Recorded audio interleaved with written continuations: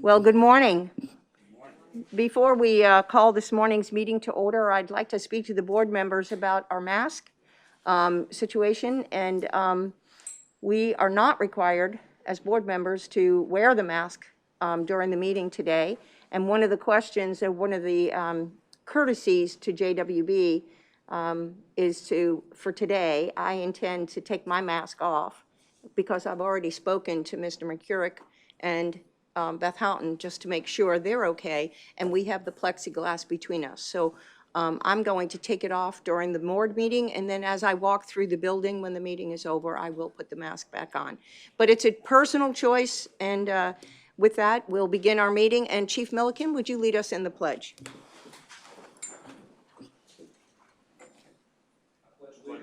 To the flag of the United States of America, and to the republic for which it stands, one nation, under God, indivisible, with liberty and justice for all.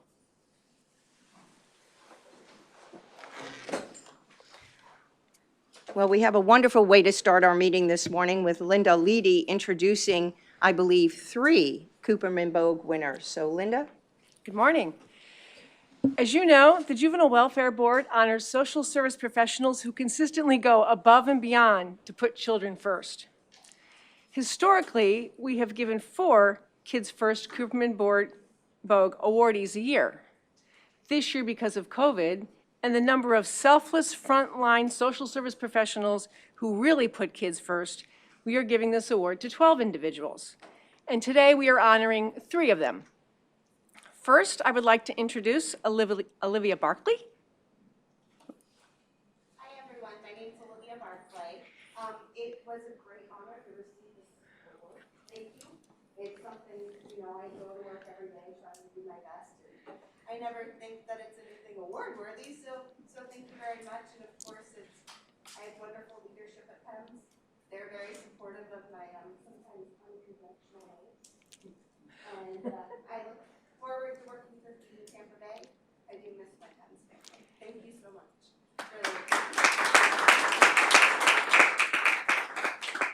Well, and if I may, I have a little summary of Olivia's work. She was a former PEMS navigator with the Home Program, and now she continues to passionately serve families with Feeding Tampa Bay. But her ability to build on families' strengths and gain their trust is unmatched, from juveniles in the program to both their parents and grandparents caring for them. She was particularly effective during the pandemic, helping dozens of families apply for federal funds to remain in their homes. When one of her families was served with an eviction notice, Olivia was relentless. With just minutes to spare, she negotiated a guarantee for payment over the phone, stopping the eviction in its tracks with the sheriff's deputy at the door.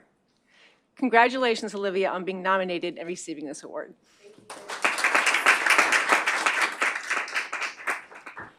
Next, I want to introduce Freda Dixon.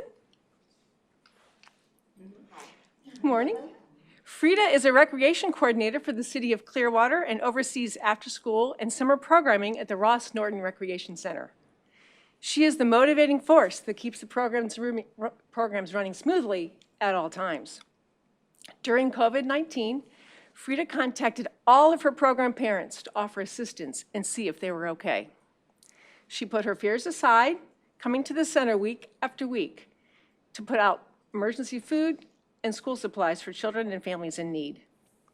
And in her supervisor's words, Freda's name literally spells out the importance to the program: friendly, resilient, empathetic, determined, and all heart. Congratulations, Freda.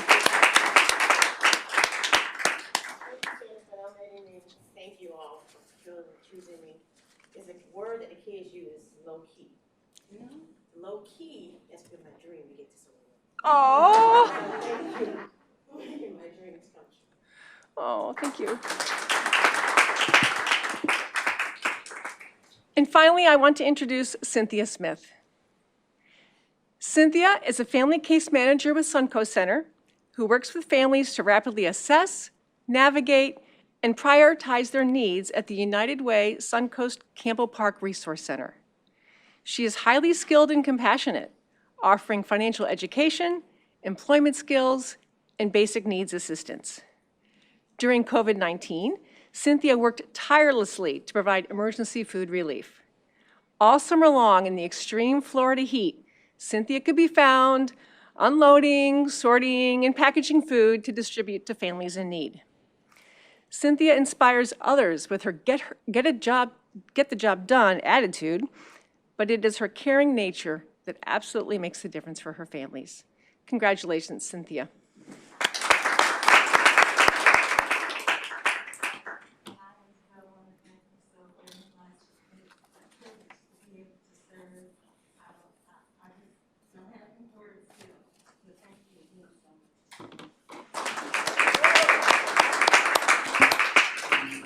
Well, a very special thanks to Olivia, Freda, and Cynthia. And I've gotten the instruction that there's a photographer in the lobby waiting to take your picture. So if you're ready, I think the photographer's ready for you in the lobby of our building. Thanks again.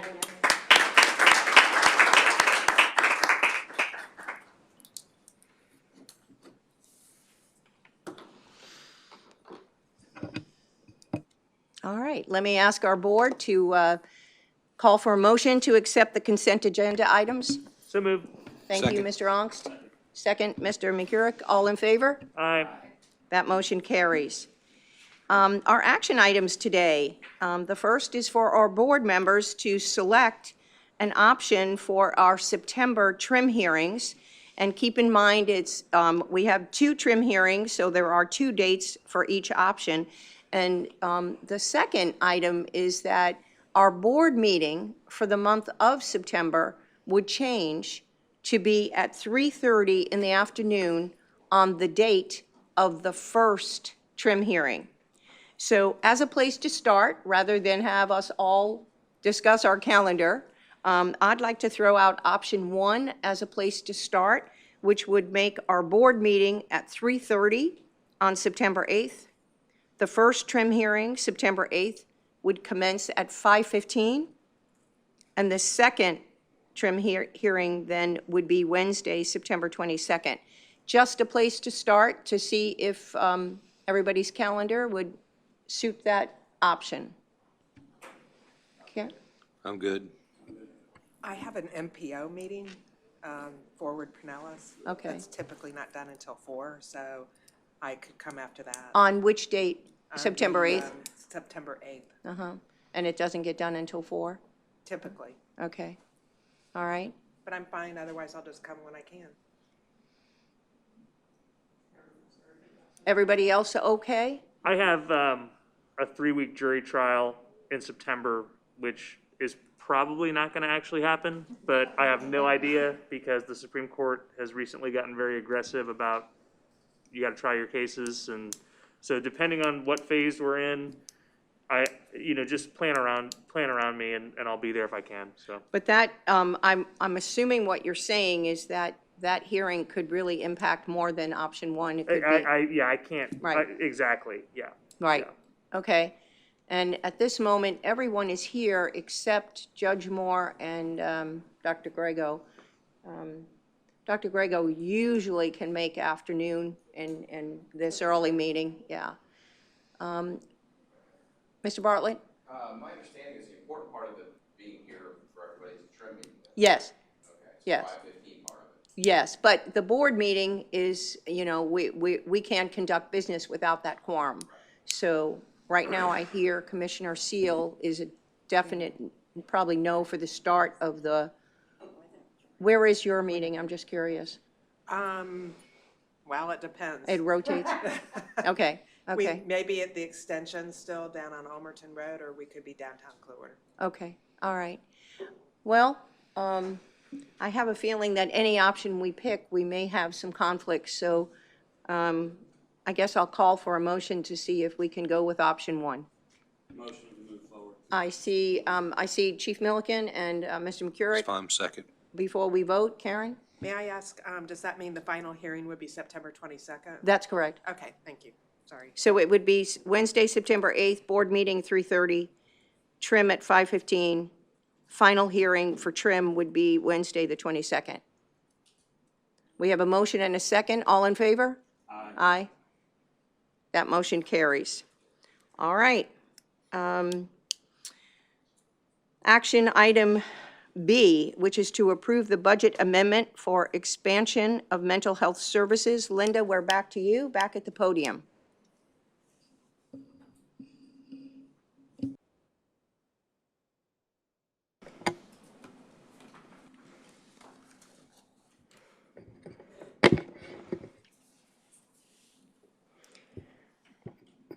Well, good morning again, everyone.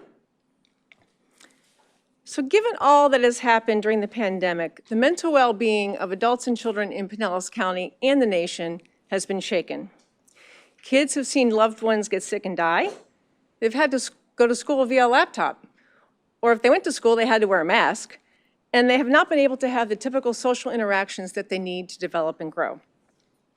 JWB heard this real time from our mental health providers when we were conducting initially weekly calls with our funded agencies to check in to see how they were doing, and then ultimately monthly calls to touch base. We heard that telehealth has had a positive uptick, but it doesn't work for everybody, especially the little ones. Therapists need to see them in person, whether it's in the home or in the office or in these socially distant times in a park. But for them, the screen therapy doesn't always have the most effective outcome. Cost of supplies have increased. Agencies need new engagement tools to interact with these kids. You know, they can't use the same clay and the crayons that they used to for the kid that was seen right before them. They need to purchase new ones. Recruitment and retention of clinical staff is particularly difficult. There's a nationwide shortage, and when paid below market rate, staff quickly move on. So Beth reached out to the JWB funded agencies that provide mental health services to children in Pinellas County and asked for a proposal. What could JWB do to assist in getting kids access to timely, high-quality mental health diagnosis and treatment now, this year? How can we help right now? So Directions for Living, Suncoast Center, and PEMS submitted proposals that I can assure you were extensively reviewed by the JWB staff over and over. And then we had subsequent discussions with each agency CEO. Today, I am presenting the JWB staff recommendations for increased funding to these agencies for the remainder of this year, fiscal year 21. These increases are intended to remain in the budget, resulting in an increased allocation for each agency into fiscal year 22. I'm going to briefly share the recommendations for each agency, and then each agency CEO will be given 5 minutes or so to describe the year in the life of their agency throughout COVID-19, and then answer any questions that the board may have. Today, there's actually only one action item, and that is for Directions for Living, as Suncoast Center and PEMS have sufficient laps that will enable them to cover the additional costs for fiscal year 21 of their request. However, we do want to make it clear to the board that each agency would be getting an increase for fiscal year 22 as a result of these recommendations, and that is certainly open for discussion. So after the presentations and Q&A with the CEOs, we will then address that action item. So let me start off with Directions for Living. They are requesting funds, and staff recommends additional support positions that will enhance care coordination, increases in salaries for 24 clinical positions to market rate, funding for services for which third-party reimbursement is just not available. For example, the psychosocial assessment is what helps the clinician determine what the mental health diagnosis is, and once there's a diagnosis, then often the insurers will pay for services moving forward, but they won't pay for the stuff prior to diagnosis. Another example is place of service. A lot of payers will only pay for in-office treatment. They won't pay for in-home or certainly socially distanced visits in the park.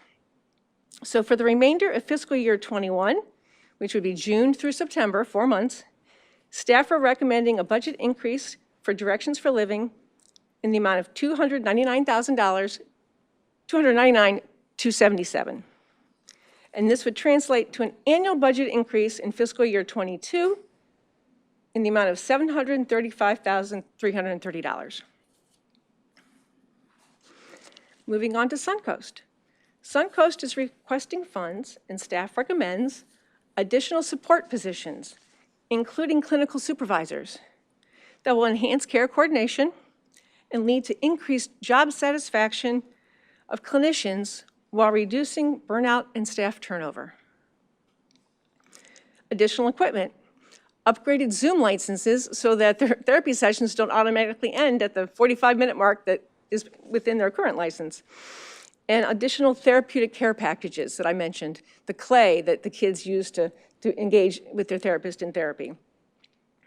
So for the remainder of fiscal year '21, staff are not recommending a budget increase for Suncoast Center. As I said, the additional cost will be covered by the anticipated lapse amount from their fiscal year '21 expenditures. But the anticipated 4-month cost, we're not asking for additional money because they have it, but the additional 4-month cost is $288,721, which translates to an annual increase for the fiscal year '22 budget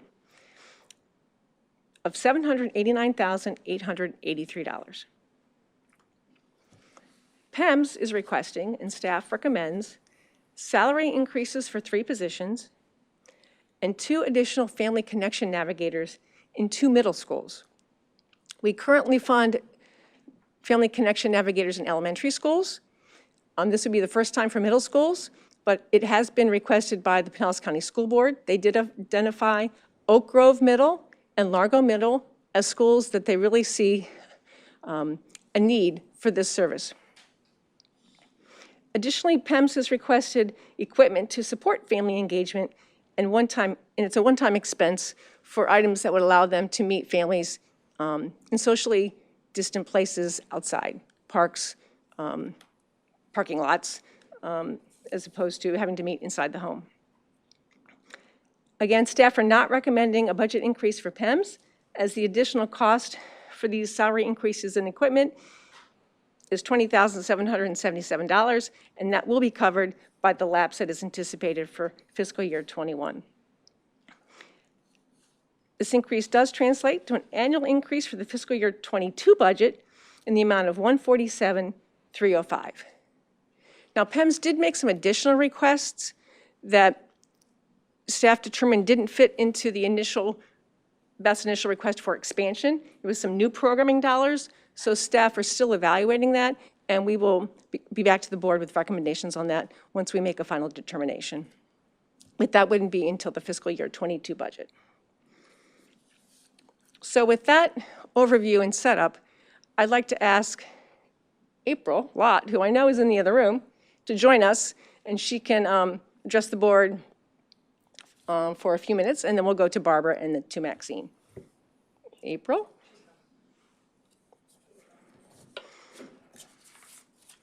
She didn't have a seat. She couldn't join the room. I was at the little kids' table. Good morning. Thank you. Good morning. First, I would just like to say thank you to Beth Houghton for her just belief in community mental health and the need for community mental health and reaching out to all of the contracted providers. I think it's pretty much unheard of for a funder to call providers to say, how can we help? And that was done in this case, and so I'm so grateful for that. I just want to say that the needs of our children are growing exponentially. I know Linda mentioned it in the overview, but I just want to highlight the fact that Medicaid does not pay for services if there is not a diagnosis. And we need to follow the science on what we need to do for our children. And the science is absolutely telling us that trauma to children results in poor health outcomes, whether or not they have a diagnosis or not. And in my opinion, the role of the Juvenile Welfare Board and the funds that we can secure through the Juvenile Welfare Board allows us to serve children prior to there being a diagnosis.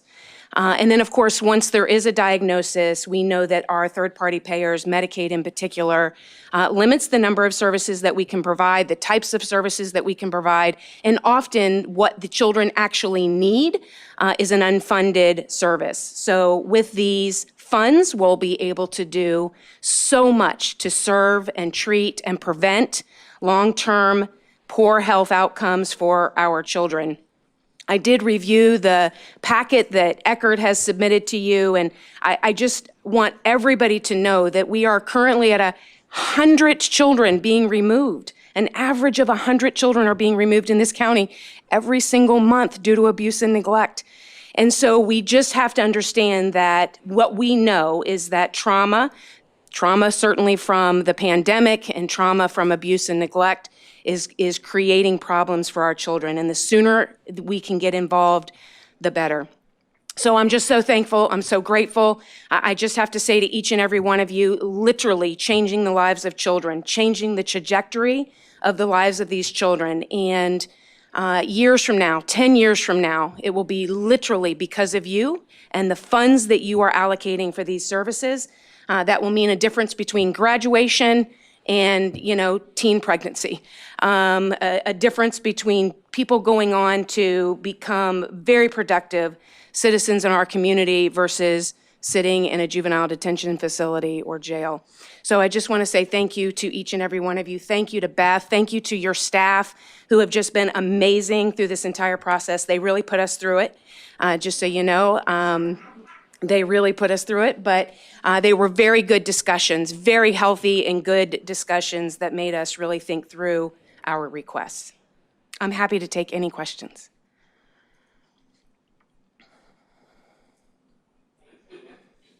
Thank you, April. Thank you.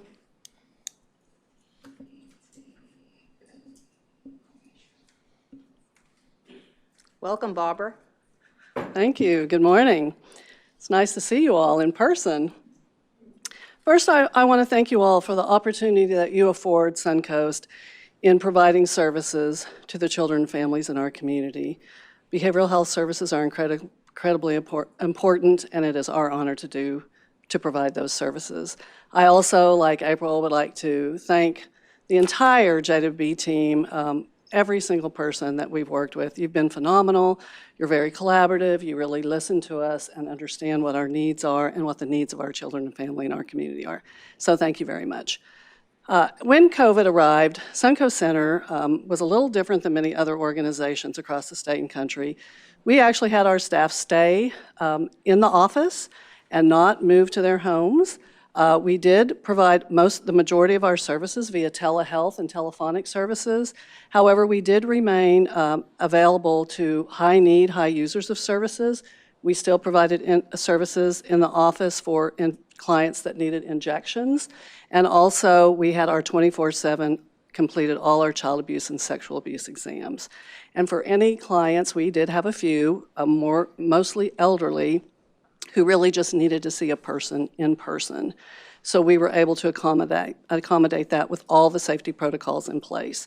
So we are in the process of getting ready to get back out into the area and have clients start to come in, and we're working on all the protocols for that.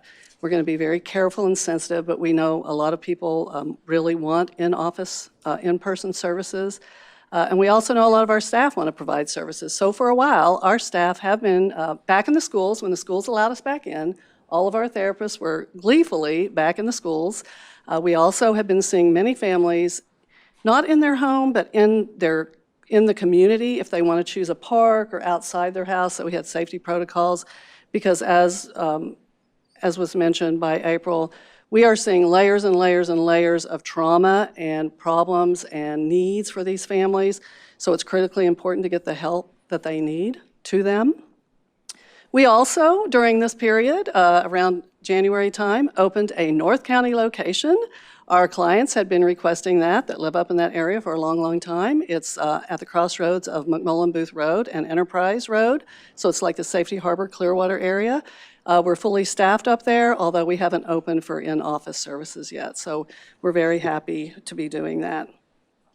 we know we have a lot of challenges ahead, and there are a lot of families that need to be served. And so our request is for support services, because we are seeing families, again, that need a lot of extra help. And we want our staff that are in office and our therapists to work at the highest level possible and allow, we want the families to have more support in between those sessions. So we're going to have support staff that are going to make caring phone calls to many of these families to make sure they don't need anything between their sessions. And a lot of all these caring packages we're going to deliver to in-home families as well as families that come in for services. So I just can't tell you how much we appreciate you offering to assist us in these areas, and without you, we wouldn't be able to serve all the families that we do. So thank you very much.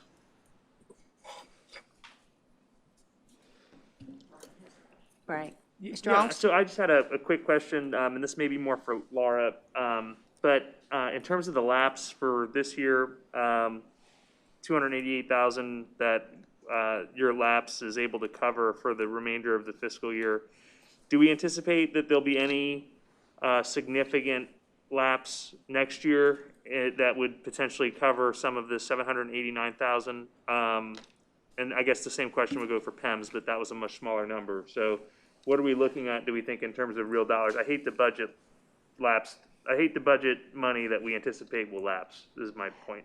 That's a very good question, and more than likely, we'll take a look at that next year when we, get into that budget. But what we're seeing is the fiscal year 20 was pretty much of an outlier as far as lapses and so forth, so we didn't really want to use that as a guideline. So we looked at historical and looked at the current year projections, and it appears as if we'll cover that. I would think that perhaps next year we would be looking at some dollars covering that as well. Very good, and thank you for the update on North County. That's excellent. I'm so happy to hear that. Thank And I know PEMS does a lot of great work in North County as well, so I'm very excited about that because I know that there's need everywhere, but when we allocate these big dollar amounts, I'd like to see some of it spread around to different areas of the county as well. So hopefully some of this money will be going to that center. Yes, Excellent, very good. we have a That's lot great. of JWB staff that are there. That's very good to hear. Thank you. And I do want to kind of address the lapse, and April alluded to it as well. Already, Baycare did a big study on the shortage of behavioral health staff in the area and in the area that they serve. And before COVID kind of hit, they found that there was a shortage of 213 providers in this area. So we have that to start with. And then when COVID hit, the trend that Suncoast has seen is initially we had a lot of really skilled, tenured therapists, and they were either close to retirement or actually past the age of retirement who chose to retire because of the safety issues. That was a big trend. And then we saw a large number of our therapists move out of state back to where their families lived because their families needed them. And so now the trend we're seeing is we're hiring a lot, so we're advertising nationally, and we're getting a lot of people. We've got some from California, Missouri, Texas, a wide variety of states, and many of them are newer and not as skilled as some of the ones we left, which is disappointing because a lot of wonderful knowledge has left the field from all of these people retiring earlier than they had planned to. But now we're seeing a lot of therapists that are going into private practice because there is such a demand for services. They're going into private practice. So we really can't compete with private practice. They're totally different models. So we believe these support staff that you're hopefully supporting will really give our staff a little more of a breather because they too deal with trauma all day long. So they see clients with traumatic events like hour after hour after hour, and then we had one employee who lost 6 family members to COVID, and so they have their own, like the rest of us, we're all dealing with this, so we're doing everything we can to wrap our arms around them and support them because we know they're key to our community. So thank you. Thank you, Barbara. All right, thank you.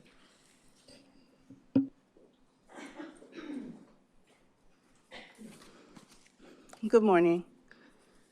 I'm Maxine Booker, CEO of PIMS, and just want to also follow behind April and Barbara and thank you all for just being concerned about the providers reaching out to us and seeing what our needs were and how we could expand the service capacity for the community. When COVID hit, PIMS manages crisis, right?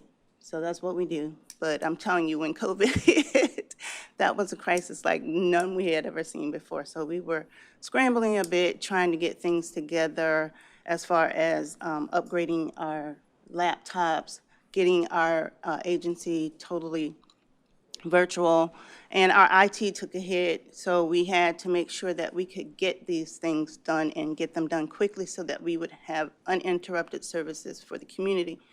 We were able to do that. We had to increase upgrade our laptops, increase our agency cell phones, increase our licenses because we'd have more people on our virtual networks. So we were scrambling, but we were able to do it. We did have some staffing issues, and we still have some concerns, like Barbara just said. But for those who remained, they have done an excellent job, and they haven't wavered at all. We're seeing our children suffering.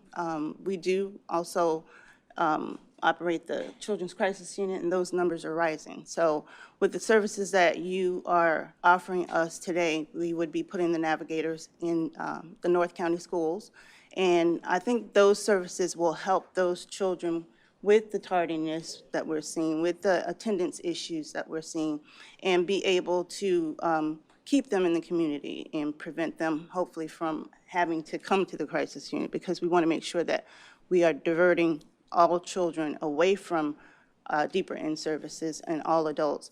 We are seeing adults that are coming in as well who are afraid. And with the children and adults, we're seeing more severe depression, anxiety, psychosis, and agitation. So we're seeing the effects of COVID on everyone coming through, as well as our staff. They've had to deal with the emotional toll, but they continue to come to work every day. They've had death of family and friends, some directly and indirectly due to COVID.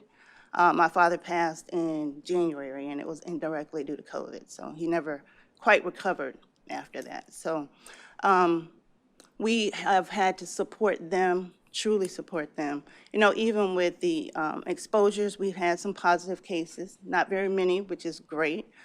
So we focused on making sure that people are safe when they come in and see us, and making sure that our children are safe out in the community. Our navigators are making sure that they have all the resources they need as well, so we're focusing on that as well.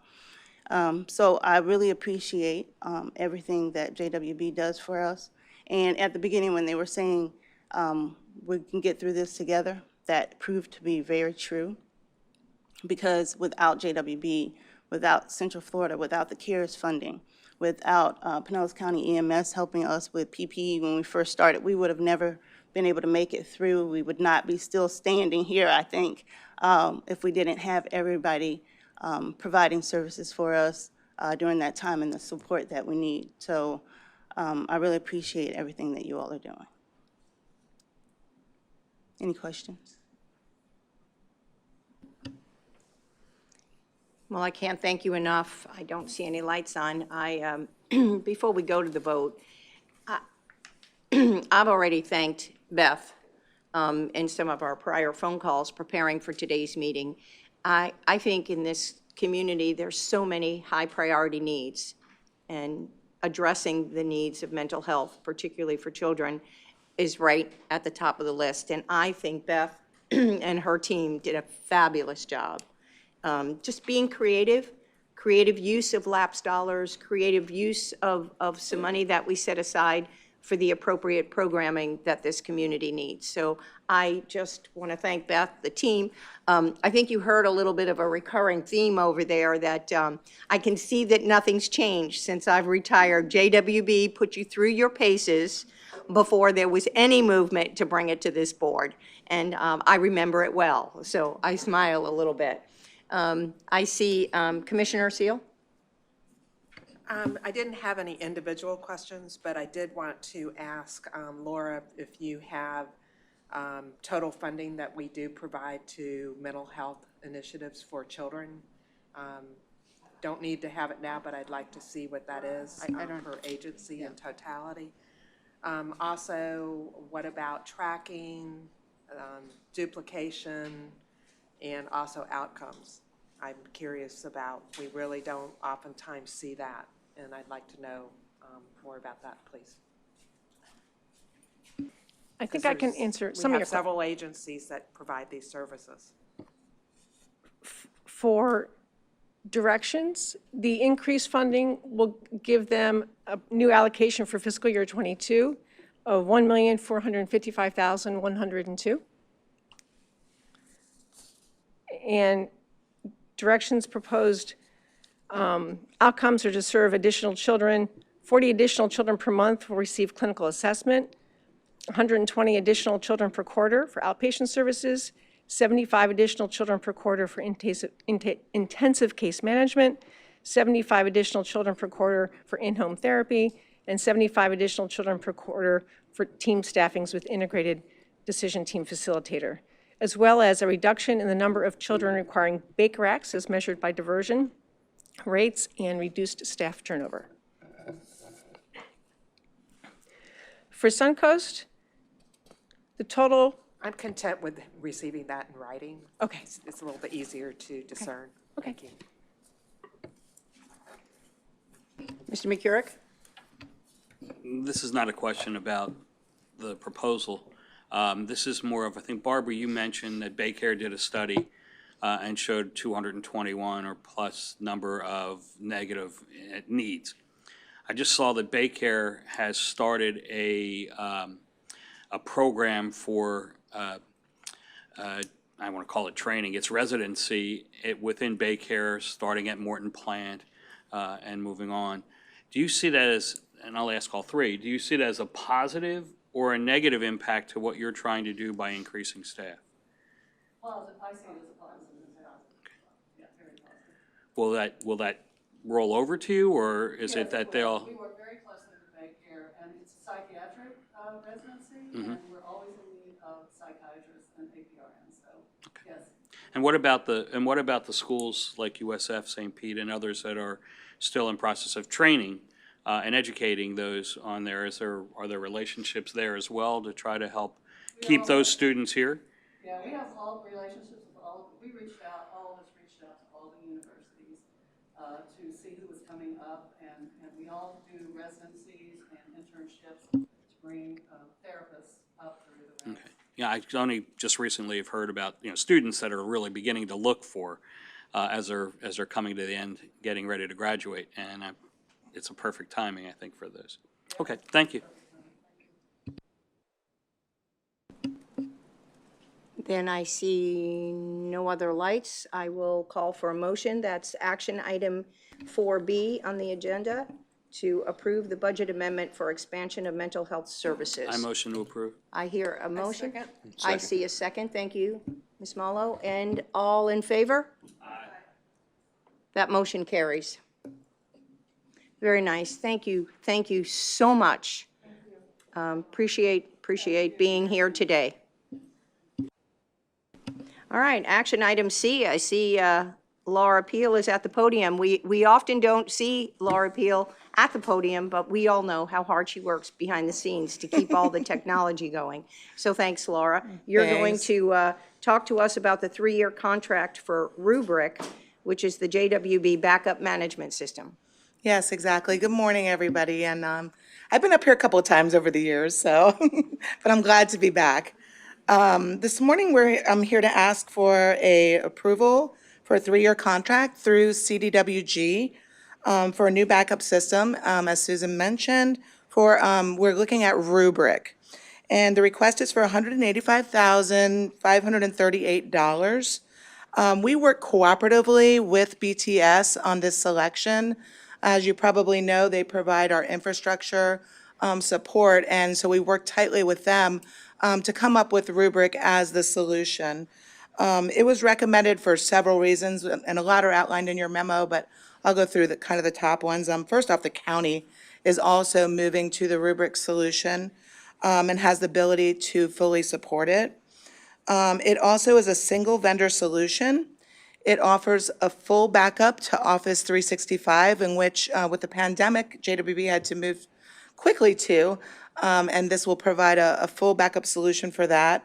As far as disaster recovery, it's really going to put us to the next level where we'll be able to grab data that will be stored up in the AWS or Amazon Web Services and spin up servers quickly and provide the data that we'll need to our employees in the case of disaster happening here in JWB, or in Pinellas County, I should say. And one of the biggest advantages is that they provide a hardware refresh after 3 years. So we looked at 3 different quotes when looking at rubric system. And Cdw, which is our VAR value-added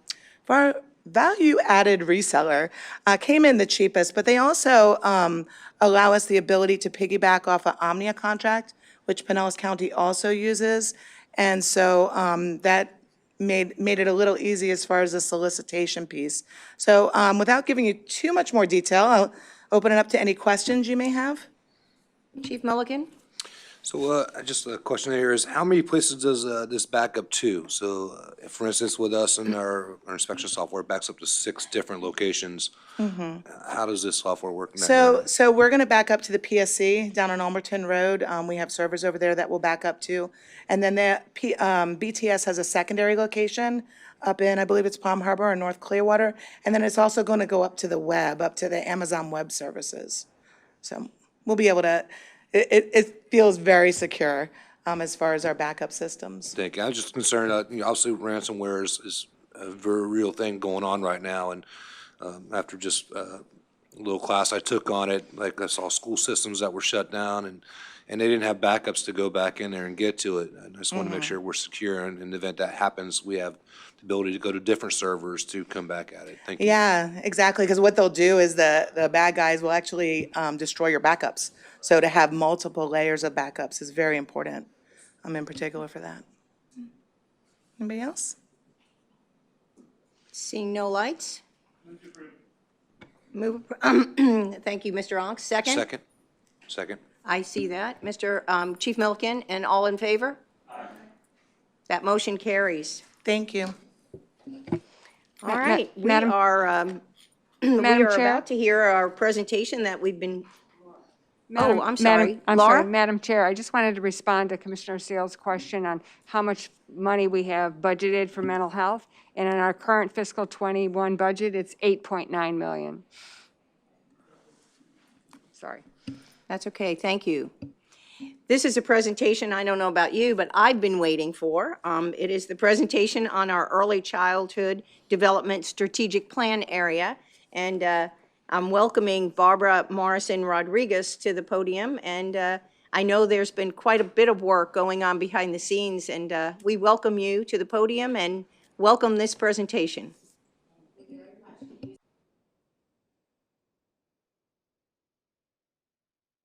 Thank you. Okay, I am going to update you on what we've been able to do essentially over the last 4 months, but building on a very big base that JWB already has in the 0 to 3 area. I think you'll see that some of it is a matter of perspective. So, our overall strategic goal, as you might remember, is children 0 to 3 will meet appropriate physical, social, emotional, cognitive, and developmental milestones. Okay. The content of this presentation is organized by strategic objectives to align reported programming and activities with the strategic objective they are designed to implement. We created a 0 to 3 think tank in January of '21 to assemble experts in the area of early childhood education and development, especially with the focus on children 0 to 3, to guide and inform JWB's decisions and strategies to build out the new early child development 0 to 3 result area. And in your board packet, you have a list of the membership of that think tank. So if you want to refer to that, it's a very distinguished group of people. We meet on a quarterly basis. They're very enthusiastic, and I am delighted to have them as colleagues. There are 3 subgroups, and the titles pretty much indicate the content or focus area. There's public policy, research and emerging trends, strategy development and implementation, and outcomes and evaluation. And again, in your packet, you have a functional description of each. Very briefly, the Public Policy Committee keeps us informed of public policy initiatives at the federal, state, and county level that impact children 0 to 3 and related services. Research and emerging trends is to both bring to the attention of the think tank relevant research, but also we entertain requests from them. If there's an area that they want researched, then we pull that together and make some analysis and recommendations. Strategy development and implementation, as it states, is to help JWB figure out action steps and strategies and staffing and funding for the implementation in this area. And then outcomes and evaluation help us to look at outcomes, how well we're doing on the outcomes, and where we may need to turn the curve to do better.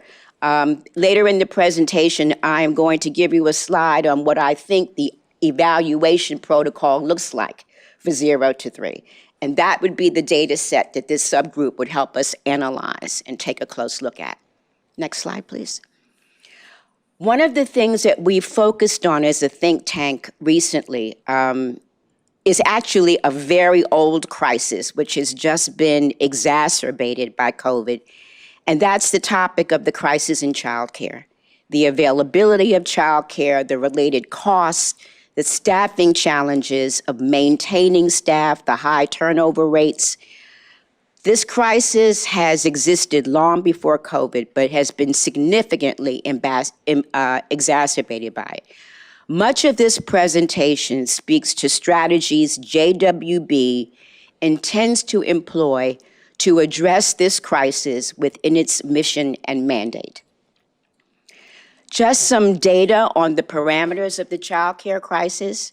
There's high staff turnover, in part because of the low wage base of, on the average, $24,000 annually.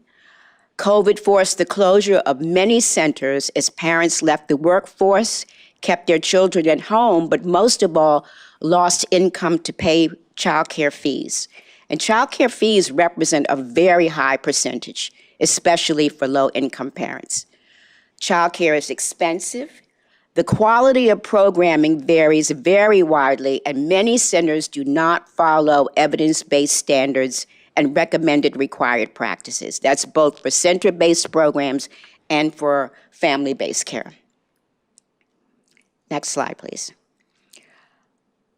The National Association of Education, NACE, did an analysis of child care challenges and actually did a survey of providers. And these are some of the statistics that came out of their Florida survey of child care providers. 31% would not survive a closure without significant public investment and support. And you might remember that there was a stream of CARES funding that was specifically focused on child care centers, and that was a help to the centers in Florida. 56% have parents who cannot pay fees or co-fees. 26% have lost income because they are paid by attendance rather than enrollment. And 39% have lost income based on families' inability to pay fees. Next slide, please. These are JWB's strategic responses, and they represent the sub-strategic objectives under our overall goal.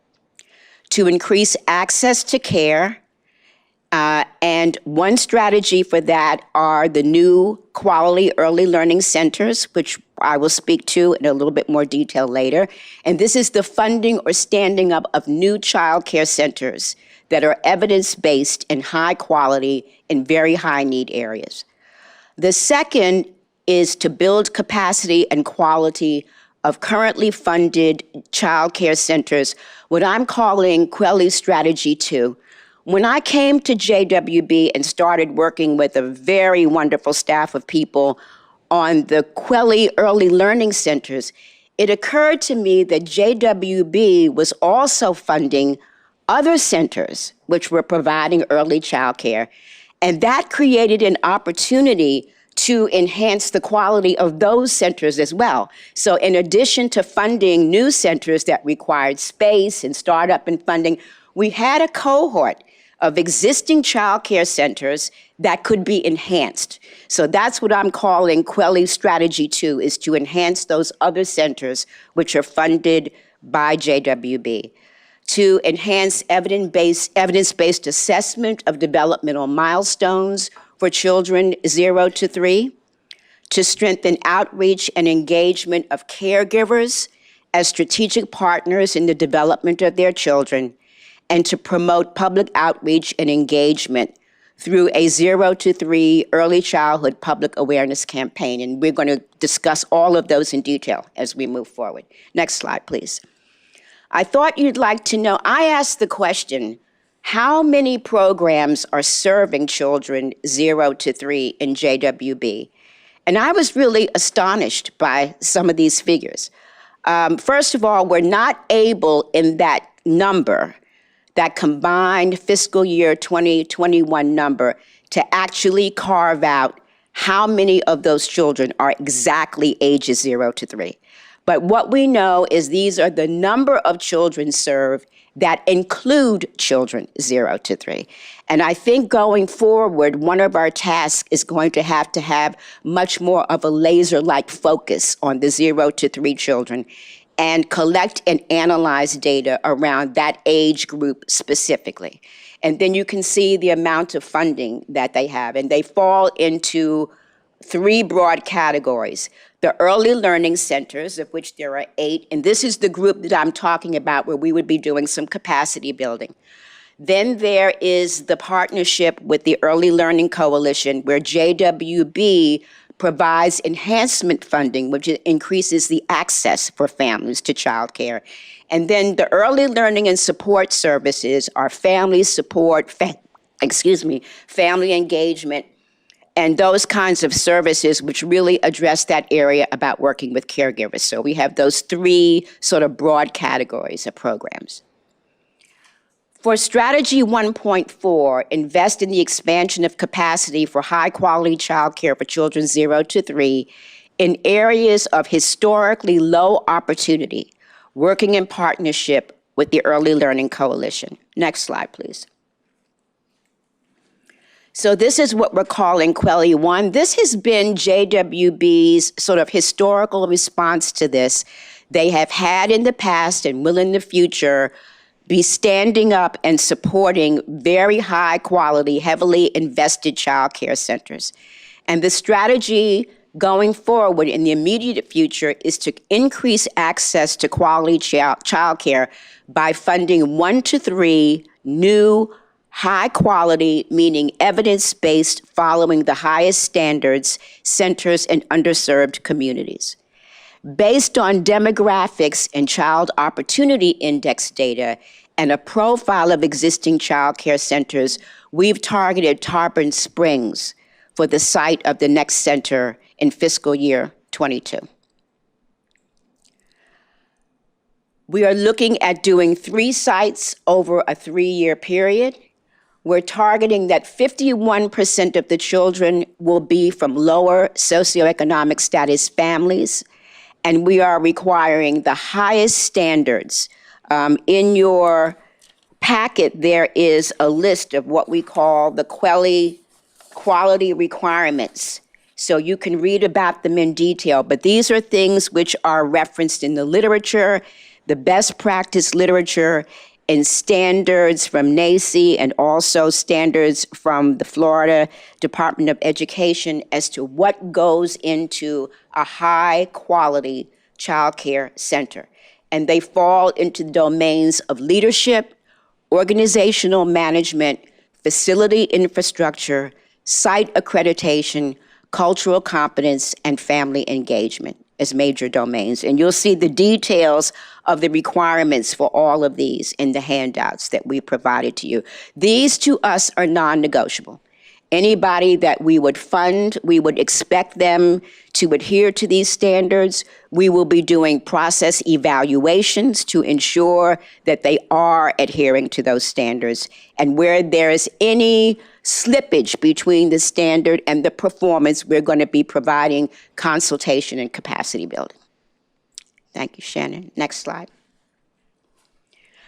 Our targets include child care programs, as I mentioned, in low opportunity index zones, knowledge and adherence to evidence-based practices such as teaching strategies gold and the early Head Start model. We're going to do assessment and coaching to enhance center programming, and you'll hear me reference the class assessments. That is a systematic approach of having very skilled people go in, observe the class, rate the class, provide feedback to the provider to enhance performance. Right now, class assessments are done on a sampling basis for the most part. We are going to require all of our programs to be subject to class assessments, and we're going to do a subcontract with the Early Learning Coalition to do those assessments for us. We'll be providing consultation on the areas of leadership, staff recruitment, and retention, because what we found in looking at current Kweli centers that are on performance improvement or CAP plans is that a lot of the deficits are around leadership and staff recruitment and retention. So there are lessons learned from things in Kweli that have not worked well that we're trying to be very sensitive to moving forward. And again, family outreach and engagement best practices. Next slide, please. Strategy 1.6, develop a program or adapt program level core, process and evaluation evidence-based measures. And the focus here is on the quality of service delivery and fidelity to evidence-based and evidence-informed early childhood education principles and practices, what in evaluation we call process evaluation. I think JWB has been particularly strong on outcome measures. I think there's more that we can do with regard to process measures. Because when we don't get the outcomes we expect, the question is why? And very often, the process evaluation will begin to identify some of those root factors that have either supported or interfered with outcome. It really is looking at the fidelity and quality with which those child care services are provided. And if they're not provided well, you cannot expect good outcomes for the children. So the process evaluation and outcome evaluation are paired. When you look at an evaluation strategy, you need both types of data to really understand what's going on. Next slide, please. And this is the class system that we're going to be using, the classroom assessment scoring system. As I mentioned, it's on-site observation and scoring by a seasoned child care professional observer or coach. We're going to have 100% coverage of that. It focuses on 3 broad domains of effective interactions that characterize quality teaching and childhood experiences: emotional support and development, organization of the classroom, and quality of instructional support. And those are the areas which will be assessed. Next slide, please. Strategy 1.1, implement a cognitive, social, and emotional evaluation tool to link children to the 0 to 3 critical services. JWB's programming should ensure linkage to quality services using outcomes to inform service delivery. And this, I would just mention that there have been several recent studies that have shown if you want to look at sort of the return of it on investment of early childhood intervention, the strongest correlations are actually between how the children do on social emotional outcomes over the long term, even more than educational or cognitive outcomes. And if some of you are interested in seeing that, we can make some of those studies available. What this speaks to is that we really need to assess children for developmental milestones in the social emotional area. Next slide, please. We're going to be screening, and I wanted to emphasize the difference between screening, for example, social emotional domains, and developmental learning over time, which is more cognitively focused. So the purpose of the screening is to assess early for developmental delays based on key developmental milestones, and to make appropriate referrals as early as possible when children are not meeting their milestones. The instruments we're going to use for that are the Ages and Stages Questionnaire, the ASQ, and the ASQ SE, Social Emotional. And this has evidence-based developmental milestones for children at different ages. And the key question is, are those children developmentally on track? And when they are not, we need to make very quick referrals for them to help them get back on track. JWB is currently using the ASQ.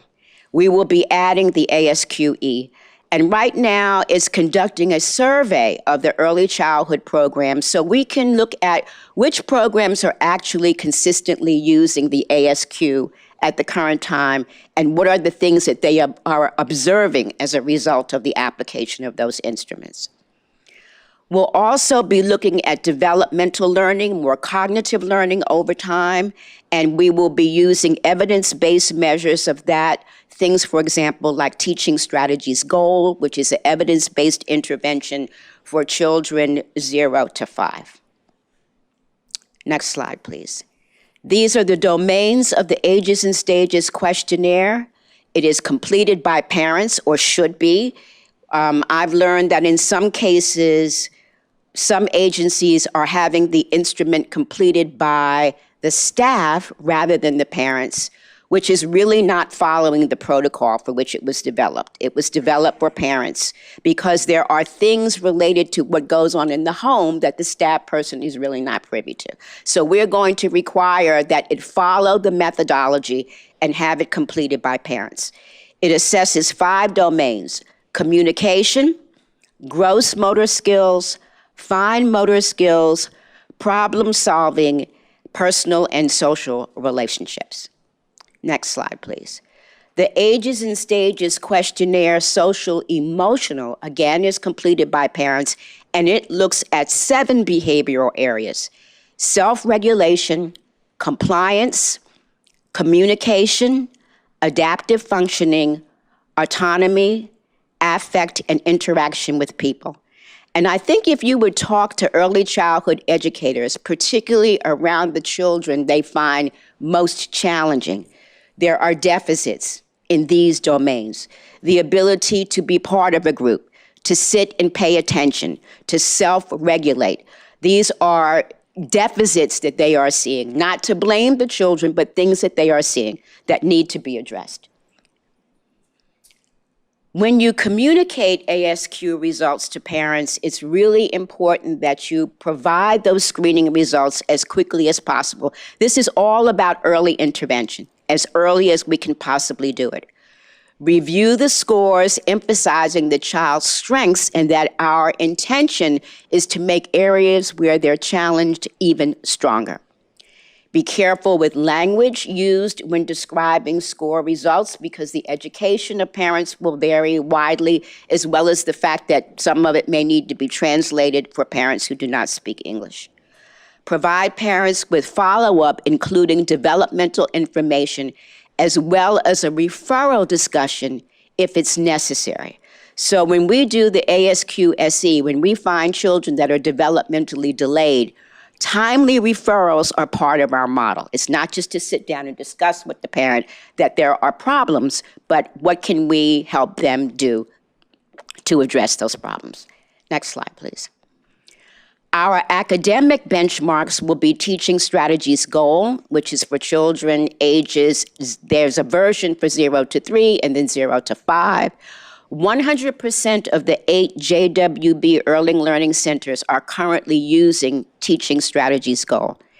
It's been one of JWB's contract measures for these centers for 5 years.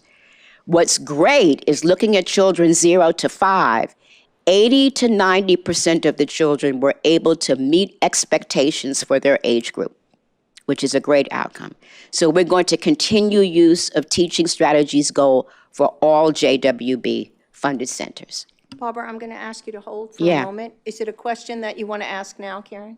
I do. Okay. Yes. Going back to the ages and stages questionnaire, Mm-hmm. I guess because I'm curious because you said it should be done by parents, and without looking at the questionnaire, how do parents know if their child has the gross motor skills or the fine motor skills if they don't know what the benchmarks are? There are very specific questions in easy language which says, can your child do this?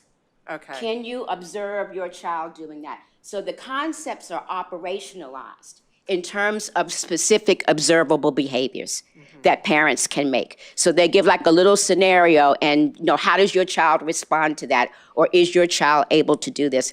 The instrument was developed for parents and normed on parents when it was developed. So the language was probably, I would say, a third grade reading level is sort of a standard in the field for what the questions are like, but it's described in terms of observable behaviors.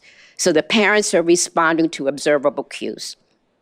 Mr. McCurrick, you have a follow-up question? Just to follow up, with that, because I understand the need to have the parents respond. At 0 to 3, having a single parent, one parent respond, I'm not sure whether or not you'll get all the information that you're really looking for. And my concern is that at 0 to 3, as a parent, I may not want to see what you're asking. And is there an option to have multiple caregivers within the family? There would be no problem if there were 2 parents asking them both to fill it out. But I will say this, remember that providers are also assessing some of these same domains. So that provides some cross-validation. It's interesting, I did, and I'll tell you why it's important. I did some research with somewhat older children in terms of acting out behavior. And what the investigator found is that the degree of acting out changed by the setting. So, for example, if they were with peers, it looked one way, like on the playground. If they were in school, it looked another way. And if they were with the family, it looked slightly different. And so that investigator developed 3 versions of that instrument that could be completed by family, by teachers, and actually by peers or with peer networks. So I think with all of these instruments, nobody can have a full 360-degree view. You understand the context in which the assessment is made, and I think the fact that we're going to have instruments where providers, child care providers can also assess the children, it puts the rating by parents in context. My problem was not getting any parental assessment at all, which had been going on in some of the programs. Okay. Strategy 2, engage parents, grandparents, and other significant adults in the child's life to promote healthy caregiver relationships and to provide advocates for young children. I mean, parents are children's first teachers, and engaging them, and, particularly, for example, with many African American children, if their parents aren't available, they're being raised by grandparents and sometimes great-grandparents. So when we say parents, we're talking about the primary caregivers of those children, regardless of what their relationship is. We have JWB funds a wealth of programs that provide family support and engagement, and of course, those will continue. Examples are the Nurse Family Partnership Program, the Early Learning Support Program, Early Childhood Services, Healthy Families, Pinellas, Motivating New Parents. And what's interesting about Motivating New Parents, it used to be called Motivating New Mothers. And they changed it to parents to include the focus on fathers as well. Kinship Services Network of Pinellas County and home instruction for parents of preschool youngsters known as the HIPPY program. Next slide.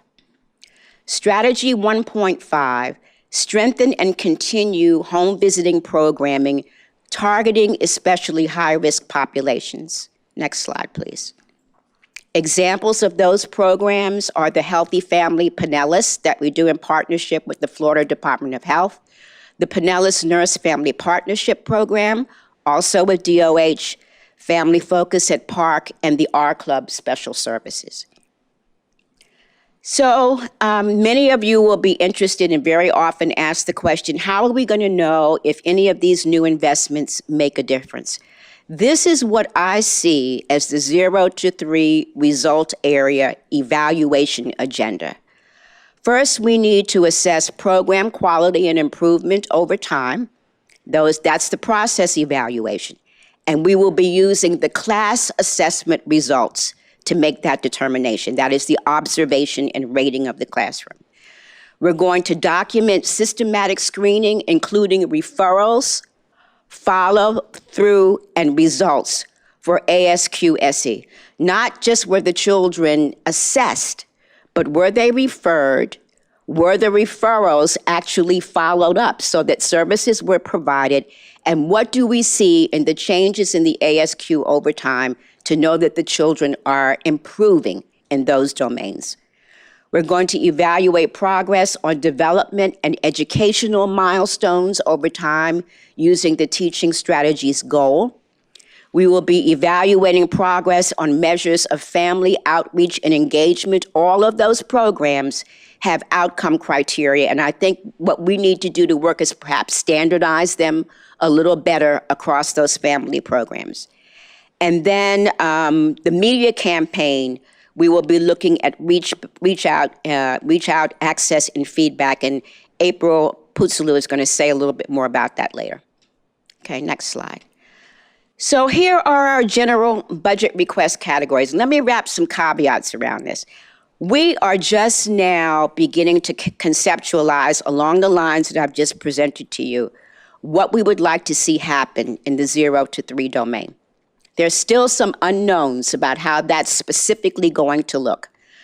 For example, we're entertaining a couple of additional potential collaboratives with ELC, which are not reflected here, but might be in that allocation going forward. So right now, for fiscal year 21, our most well-developed initiative, which you'll hear about shortly, is the outreach and early childhood public awareness and media campaign. So we have a specific budget for that, which April will present to you. With regard to Kweli and standing up the new child care center, we've requested kind of a hold of $250,000 for future programming. And with respect to Kweli 2, which is increasing the capacity and quality for the centers that JWB already funds, we're requesting a $500,000 hold in future programming. Those amounts might change as we develop more specificity, but we at least wanted some funds set aside for us to be able to work with. I am going to let April talk to you about the media campaign, and then we will answer questions collectively at the end. Let me just say before I leave, I want to thank my staff, and 3 people in particular, Karen Bojes, Cheryl Miller, and Dr. Chin Fan, who have worked incredibly hard with me in a very short period of time to conceptualize this, to build on JWB's track record and really envision what we want this to look like in the future. So I do want to acknowledge their contributions. And now, April, you ready? Okay. All right. I'm just going to remove this and move it up. Thank you. Thank you, Barbara, and good morning. Barbara certainly has us excited about all of the possibilities, and I'm here to share a plan to launch our public awareness and education campaign to target parents and caregivers of children 0 to 3 so they understand and apply the principles of early childhood education and development. You know, in essence, what we really want to do is we want to level the playing field. We want all children to have the social, emotional, and cognitive skills so they enter VPK kindergarten ready to learn, and then they have success in school and beyond. So we've taken some initial steps I'm going to share with you. I've held dozens of discovery sessions, and I will tell you that everybody that I've had the pleasure of meeting with, local experts and stakeholders, have been super excited and passionate, and some even asked for a second session to share more. I'm going to share some of their themes and ideas that have bubbled up shortly. We're in the process of doing environmental scans to look at what's happening nationally, regionally, and locally in this space, similar campaigns, and some of the lessons learned. We're positioning the campaign under the think tank, the implementation and strategy and implementation subgroup that Barbara mentioned, and we are beginning to identify individuals in our community who will serve in an advisory role. Those are those that have interest and expertise that will help us inform the campaign, review proposals, and serve as our feedback loop. So what we want to start with is our goal is to build what we call the 4 C's. We want to build confidence so that parents feel confident, parents and caregivers, in training their babies' brains and being those first teachers, and starting at prenatal and starting at birth. We want to build competencies so they also have the knowledge and the tools they need to be successful. And we know we need to build capacity by using ambassadors who are trained and champions in the community that will help us do the outreach, help us grow, and expand our reach. And ultimately, I use Barbara's words, we want to blanket the community so everyone understands the importance of baby's first 1,000 days. So these are some of the interesting themes and ideas that have bubbled up, and a lot of these are supported through some of the national campaigns as well. These came out of our discovery sessions. Parents and caregivers ultimately want what's best for their children, and they are their child's best and first teachers. Again, we need to instill confidence and acknowledge and celebrate the important role they play.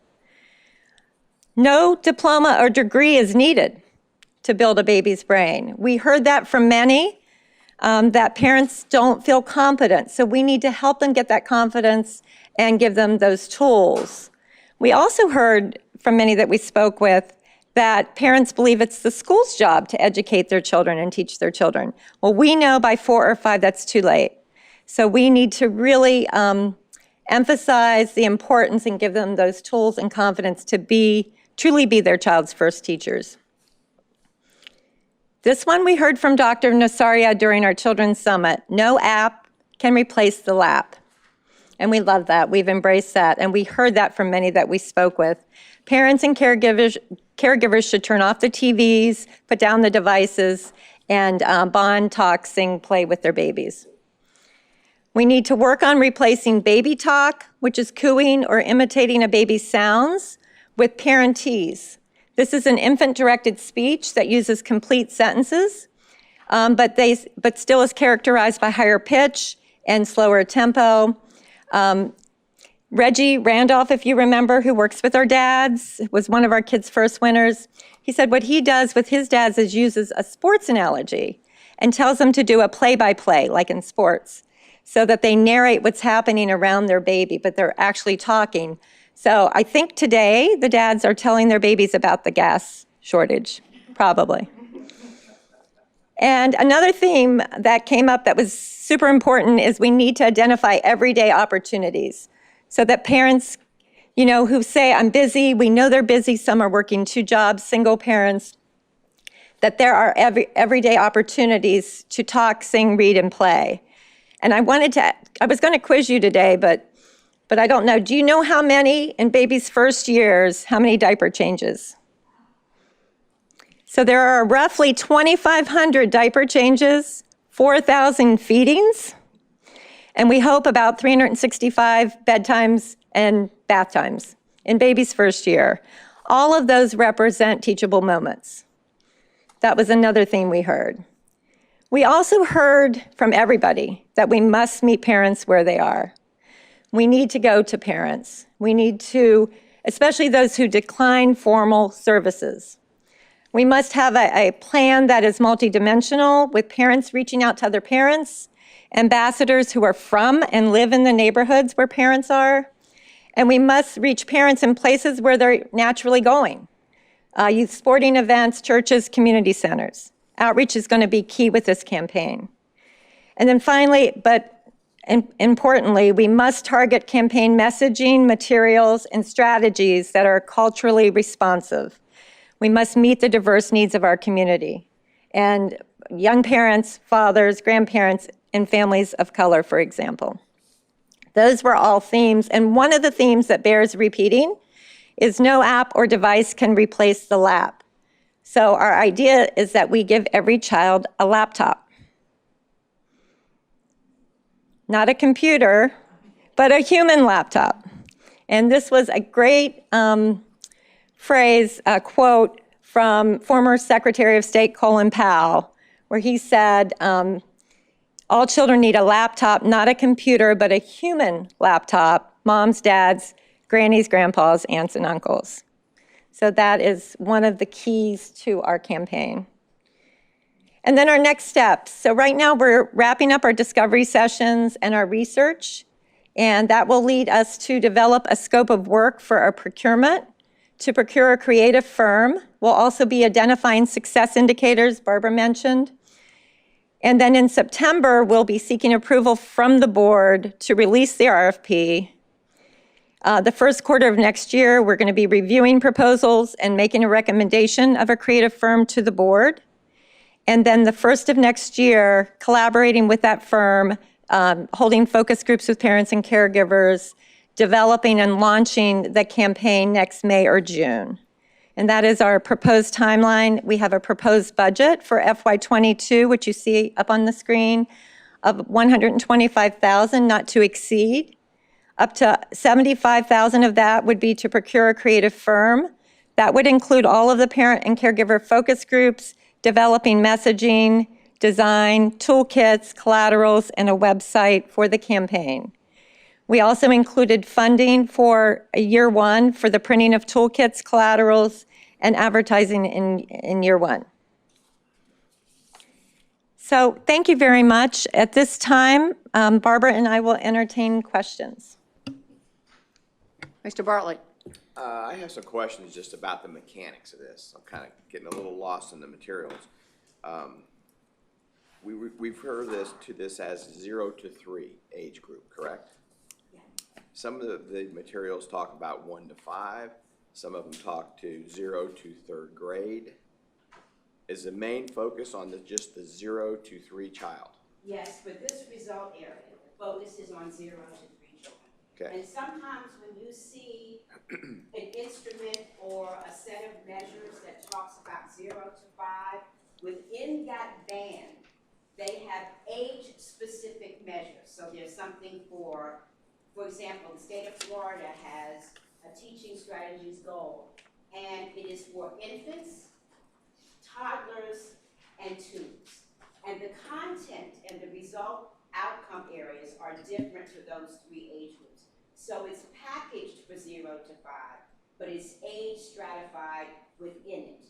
So we know what is appropriate for an infant, we know what's appropriate for a toddler, a 2-year-old, a 3-year-old, although the title may say 0 to 5. There's a completely different set of expectations, obviously, for an infant as compared to a child who's 4 or 5. And how do these people with these children, 0 to 3, come into this realm of assistance? How do they get there? Are they targeted by, you talked about going out in neighborhoods and all that kind of stuff. Do you solicit the caregivers / parents? Yeah. Do you provide childcare and that's how they come to you? How does this get to them? Some of it will be provided through childcare, but not all children go to childcare. So I think April's point about doing the outreach and media campaign is to reach the parents wherever they are. There are some children who are in informal care, like with an aunt or a neighbor, in family-based care that's not child-centered care. There's children who are in centers, and we're looking at trying to reach them in all of those areas. if that seems to answers me your that question. It's a fair amount of money that's being expended for a small amount of children, particularly in the first category, 433 kids and a $3 million Well, I figure. think in the outreach and evaluation campaign, that's not limited to the children who are in the centers. That's not going to be a small number of children. That's going to be, if we're successful, it'll be a large-scale campaign that will reach many, many families and children, not just the ones who are in JWB-funded centers. And again, I'm just trying to clarify in my mind how this works. So you have these funded centers that we're going to open up additional ones up in Tarpon Springs now. And is that for the care of the children so that we have people who provide that care and observe those children? Or do we have interaction with the parents that come in where they're actually taught these things that we've talked about and how to better raise their children, how to better interact with their children, how to provide that lap and all that kind of stuff? Because if not, they're just going to get the affection from the care workers and they're not going to get any of this thing brought home. It's both. It's both. Even for children who are in centers, they go home and they need the support and guidance and development for their parents. So these are coordinated strategies. It's not a professional service versus family. It's both. Okay, but you understand where I'm coming from, is that if you don't reach the people who are home doing this caregiving, a lot of people just want to dump their kid, boom, go off and do whatever they're going to do, work or whatever story they may tell you they're doing. So that child gets that affection and need and you know, there at the place, but they don't, when they get home, it's right back to old school stuff. So Right. That's what April's campaign is about, that there's so much more that you can do for your child. Couple of messages. There's a lot you can do to develop your child. Secondarily, you should. We will give you some strategies that you can employ. But the other thing is to make this a priority. To say to parents, every opportunity you get, participate in the development of your child.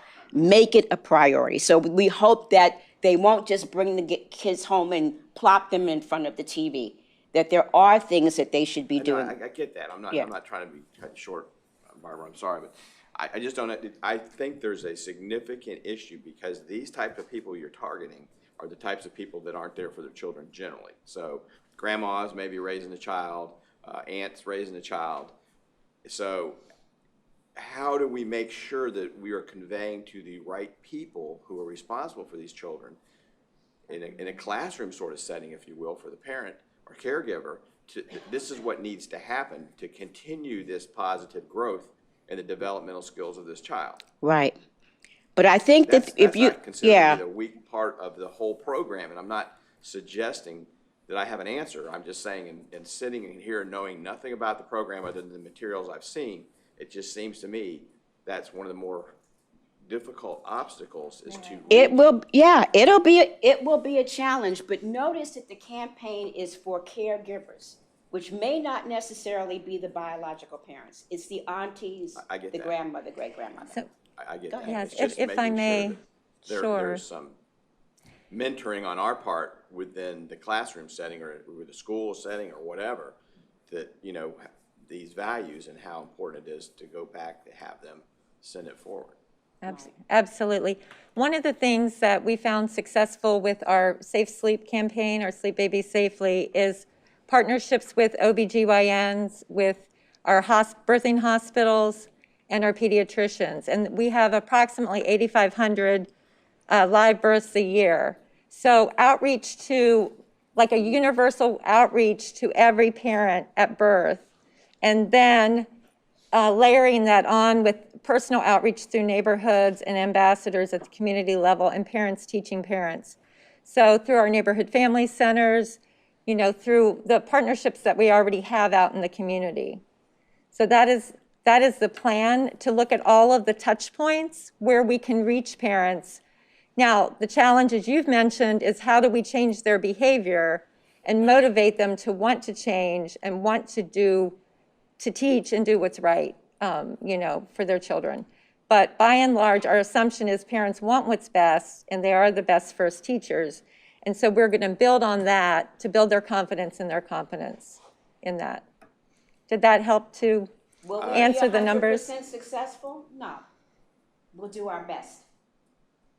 Now, I get where you're coming from. I just think from a reality standpoint, that is going to be a very difficult hurdle to bring it back home, because you assume these people are the kind of people that want to spend time with and be participating in the life of their child, or their caregivers, children, or however you want to characterize it. But that is the problem, is that the parent generally is not there for the child when they need to be there. And then it goes off to somebody else, and then they're obligated sometimes beyond their capacity. So unless we reach out to that dysfunctional family issue and try to affect that, it's not going to help you over here. Well, remember that we talked about the nurse-family partnership and the family home visiting programs. Those are targeted to high-risk families, which have some of the behaviors and the complications. But how do you know they're high risk? That's I guess, where I'm having my connect. They do an assessment of them. I mean, assessments are part of all of these programs, or they may get referrals from the school system or child care providers or other places. I mean, identifying fragile families and working with them is a challenge in every program that JWB has, and it's no different for this. But we do try to identify them, get them interested, work with them, help build their skills. As I said before, will we reach 100%? No. Will we be successful with 100%? No. But if we can improve the situation over what it is now. And the other thing in my mind is particularly to get to young, new parents so that they understand this from the beginning, instead of having to learn it later after they're challenged with other kinds of issues. So I think April's point about having messaging that we can provide in maternal child programs when these babies first arrive, and emphasizing the importance of brain development early. I am not going to minimize the challenge. You are correct. It is going to be a challenge, but we're going to do our best. Well, I'm sure you are, and I'm not being critical of you. I'm just making some independent observations of the proposed program and the cost of the effectiveness, the dollar we're spending for what we're getting back in return. Because so many of these people just do not want to follow what we would ask them to do and accurately provide information for you to do your assessments, because they just don't want to participate. So that's all. We can't make them all. I know, I'm done. I'm just get off my soapbox. Barbara, do you want to talk a little bit about essentially return on investment for early childhood? Yeah. So the concept of return on investment, and it's measured in very, very different ways, is to try to come up with an actual dollar figure of, for every dollar that you invest in early childhood services, what is the payoff further down the line? And typically people will look at things like lifetime earnings of workers who were exposed to early childhood services or pre-care versus those that not. So I've seen some estimates which say for every dollar you invest in childcare, you realize $13 in additional wages as these people grow up and become productive. Sometimes the outcome measures are what you save from spending on services like juvenile justice, for example. Or so if you work early on with children on behavior regulation and they don't get into the juvenile justice system, for every dollar that you put into childcare, you save so much during their teen years. There are many different methodologies for doing that. But a lot of people who are more driven by cost concerns, and legitimately so, there's an effort to try to say, for every dollar you invest in early childhood, what is the financial payoff further down the line? And people measure that in different ways. I have a couple of comments and observations, and I do see Mr. McCurrick behind us. So just to clarify a little bit, typically, when you say early childhood, we think 0 to 6. But in this case, we're looking at early childhood strategic plan for JWB as 0 to 3, and then we roll into a school readiness. Right. Exactly. So a school readiness mode is typically 3 to 5. 4 to 5. Right, or 3 to Right. 6. So I want to come back to a point very early in the presentation when you gave us the total children currently served with the dollar amount. And there were 4,619 children served. But your point was that at this moment, JWB is not able to segregate the 0 to 3 population. Yeah, to carve them And the point that I would like to make is I would like to ask JWB leadership to do that segregation of numbers fairly quickly so that, to Mr. Bartlett's point, we will have adequate current information on the children served 0 to 3. Not sure we can get to the dollar amount, but in order to come back to the board and be able to have that number, I would hate us to be here 6 months down the road and say, oh, we still weren't able to segregate the 0 to 3. That if we're investing this pot of money, this manpower, womanpower, into these initiatives we all think are the right thing to do, we want to start with the most accurate, up-to-date data that we can get. Right. And so, because it's now a strategic focus area for JWB. Mr. McCurrick? Yeah. Is there a comment that wanted to be made before I? Karen? I'm sorry, I just wanted to clarify. So the numbers that, and I don't know if you can bring that chart back up, Shannon. So the numbers for fiscal year 20 and 21 that were presented in that chart, 433 that went to centers. I believe it was a little over 2,000 for ELC and a little over 1,000 for our family support programs. Those are children 0 to 3. We are able to segregate them out. So those are children who were 0 to 3 during fiscal year 20 last year or this year. The dollar amounts that you see can't be segregated out. So when you look at the $12 million for early learning support services, you saw that in there was a kinship program, in there is a respite program. And so those programs serve a wider range of children. And so we are not able to segregate out how much of those dollars are spent exactly for the 0 to 3 age range. So just to clarify. So that was my error. Those are 0 to 3. The 4,619 are currently 0 to They 0 to 3. were served In 20. during last year and this year, the total, and they are an unduplicated number. I know someone had mentioned earlier about duplicated number. We are able to unduplicate. So that's 4,619 individual children, 0 to 3, that we were able to serve between last year and this year. Thank you very much for that. Separate out the money for it. Yes. we That's can't fine, but I think that's a wonderful piece of information for us to be starting with. So, but let's stay there and then we can move on to the other things I wanted to say. But 4,600, 0 to 3 is a number that we can address that we've had some connection to or impact to it. What's the number of all the others that are all other children 0 to 3 that are out there that we haven't come close to? But that's what we need to know. We need to know that because the impact of what we're really talking about is we're not talking about this 4,600 children. We're talking about a much larger number that we need to address. And I think that also, I think you were right in saying we don't know what the real final measurement, how much we're going to change or that matter save, but I've got to believe, personally, I've got to believe that we're spending a great deal of dollars on readiness and reading and the like to try to catch children up. And I believe that this initiative will begin to decrease that number and we'll be able to work through that.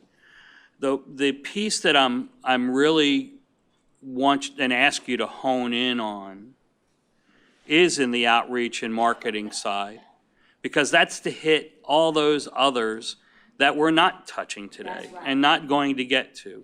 And that has to be, we've done great jobs with the swimming programs and, still children dying in the cribs and those things. We've done a lot for that. And we're going to do more, I know, with the, getting fathers more involved. we've got to have a broader media campaign that really addresses the need for parents to understand their role and whether it's them or others. And I think Mr. Bartlett's right. There are plenty out there that'll probably just want to, I'm going to drop a good portion of those children off. Others aren't dropping them off anywhere. They're in grandma's house or they're in a neighbor's house or something like that. And those are the people that we really need to impact with our message and to really get them to understand what they're actually doing. It's not just babysitting or just watching that child, right? I think April's campaign is our best shot at that she's designed, the outreach and media campaign, to hit the broadest audience possible. And that's where we could have impact at that level. And see, but that's where I think we as a board really need to understand the breadth and depth of that program and how we're going to reach out to the community to better understand that. Aside from what April presented, what information could we provide to you that would convince you that that's our intent? You don't need to convince me at all. I mean, what I'm looking for is to see what the progression is. I'm not asking for it today. I don't know that you have it today.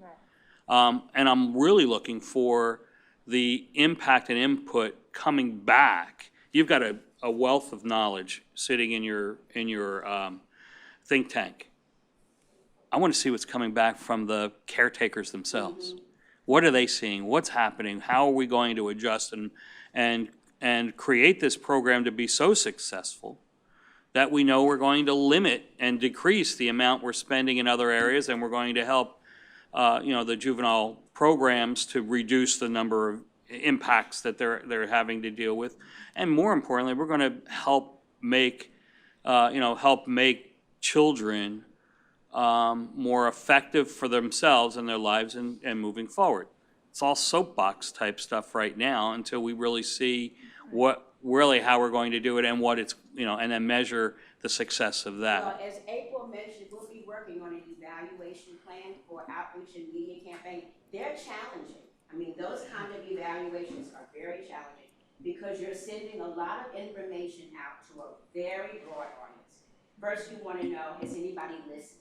So we look at ways of measuring reach. How many people, for example, if you have something on a website, how many hits did you have? If you have something where they can follow up, how many people have followed up? But media campaigns and people in the media industry will tell you it's not easy to measure the impact and the scope, but we will do the best we can to come up with the methodology. I mean, part of that is just visibility and having it out there long enough and strong enough to really just capture. You can't get away from it, you're seeing it. No, you can't. But what we would hope is over time, we would see, and where it'll show up is both on the 0 to 3 measures. Are more and more children scoring developmentally on point as time goes on, because it's going to have a saturation and seeping in kind of effect, and we will be looking at those results over long term. Are more children 0 to 3 developmentally on point? And if they are, their likelihood of being ready for kindergarten at 4 and 5 should go up. This is a continuum. Somehow, one thing influences the other. And if those children are very slow and delayed in the 0 to 3 period, it is very hard for them to catch up 4 to 5, and they stay significantly delayed going forward. So we're looking at this as a continuum and measuring progress across. And it's important for us as the board to understand that there's no short-term solution here. This is a long-term program. It's a long-term set of interventions. It's a long-term set of effects. And what I would say is that the deficits in this area have been known for a very long time. Nothing that we're talking about is new information. So what we're hoping is to be able to contribute to the solution of that, in addition to what other domains. There's going to be a lot of emphasis, for example, with the movement of the early childhood, is becoming more concretized in the Department of Education. Deb Pruitt is going to talk to you about policy. There's a huge emphasis on child care and early child care in federal legislation and funding, so all of a sudden, it is getting some attention. We will be riding that wave as well. Again, right. all good things happening from a political and perspective. We've got to get to the grassroots, which is the parent, the grandparent, the family caretakers, to make sure they're ready to do it. I think it's very important, and I'm saying this as an African-American woman. People get upset when parents don't do their job, and so do I. But we have a very long history of caring for children in extended networks when their parents are disabled for any reason. So the fact that a child is being cared for by a parent or a grandmother or a great-grandmother or an auntie is not necessarily a deficit in our eyes. We're keeping those children out of the child care system. We're keeping them at home. We're keeping them in a family network. And whoever the caregiver is in the family, we will work with them because they're the ones who are going to see that child come forward. Very good point. Ms. Mala? Just briefly, and I think that we really touched on the point that I was trying to make, is when you're talking about marketing and identifying the impact of that marketing, and I recognize that that's a difficult measure to make, but I do think you could look at different areas where the community has done high campaigns and what the result of it was. And my concern is how we're spending the money. So you can market something, but if somebody's not buying the product, it doesn't matter how good your marketing is, right? And so is it that they're not buying the product, or that they can't, or they're not sure how to, right? So when you get a grandparent or an extended family, and would those dollars be better instead of sending out a blanket marketing to people that, you know, as Mr. Bartlett's pointed out, maybe just not be interested in the services even if they're available, and instead using that money on that extended care family, giving them a more depth of services or a more targeted impact on identifying those high-risk individuals. So but we have services for them, and I displayed some of them. This is not either or. We have targeted services. The family visiting, family intervention services are for those high-risk families that you're talking about. April's approach to the campaign is everybody. So you want to address that? Yeah, so while there will be a broad awareness part of the campaign, most of the campaign will be targeted. And so when we think of a campaign and a public awareness and behavioral change campaign, not in just the terms of media or, you know, materials, it really truly are toolkits, practical things that parents can use, going in and using ambassadors or other parents who are trained, or even possibly giving stipends, but some type of way to train them so that they go in and deliver the message and it's received by the other parent or grandparent. And we have our partners. If we were doing this campaign alone or just simply doing a broad brush, I agree with everything that's been said. But if we are using our power of our think tank and our partners out there who are excited about this and really listening through those focus groups with parents and caregivers and really meeting them where they are and really truly everything's not going to look the same. So toolkits and materials are going to look different for fathers than are going to look for young parents, grandparents, the messaging, et cetera. The way we reach them is going to be different. You know, we're not going to reach young parents maybe on Facebook. They're going to be reached other ways. So everything will be customized or targeted for those specific subgroups or populations. And truly, when we think campaign, how do we know that they're not being reached? What indication do you have that the information isn't out there versus not being utilized? It is out there, it just isn't being utilized. That's kind of where I don't. Right, I think the things that we can hope to achieve are more children signing up and enrolling in VPK, so parents understand the importance of that, continuing that education. We will see children entering VPK, kindergarten, et cetera, who can self-regulate, who will know their numbers and their letters and will have some basic skills when they start. And ultimately, we say, you know, in leveling the playing field. But I think those are all, you're right, the work is yet to be done. This was an initial sharing of where we're at to date. But now we need to build the procurement. We need to search for that firm through a competitive procurement process and then bring that back to the board. But this is, as Mr. Mercurek said, this is a marathon, not a sprint, and it will take all of our partners to be on board. And I know that right now, and it will be a multi-dimensional campaign. And when we think in terms of campaign like our grade level reading campaign, where we have strong training involved in that and ambassadors, it will be much more than a media campaign, so to speak.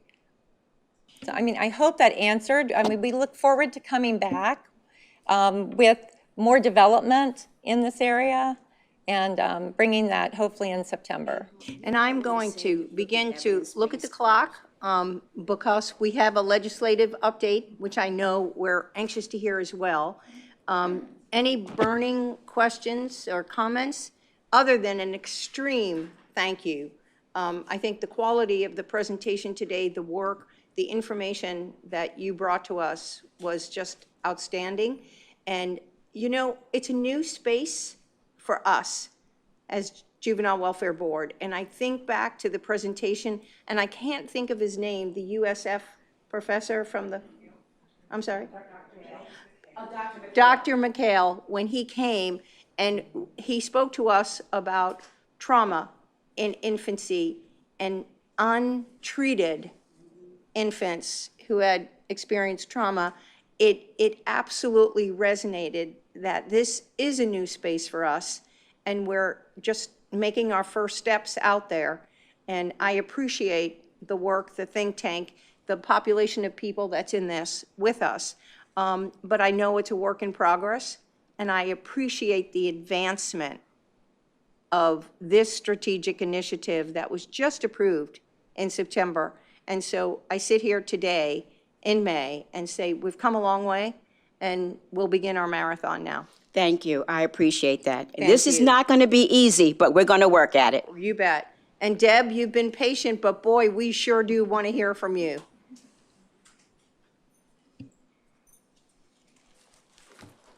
Good morning.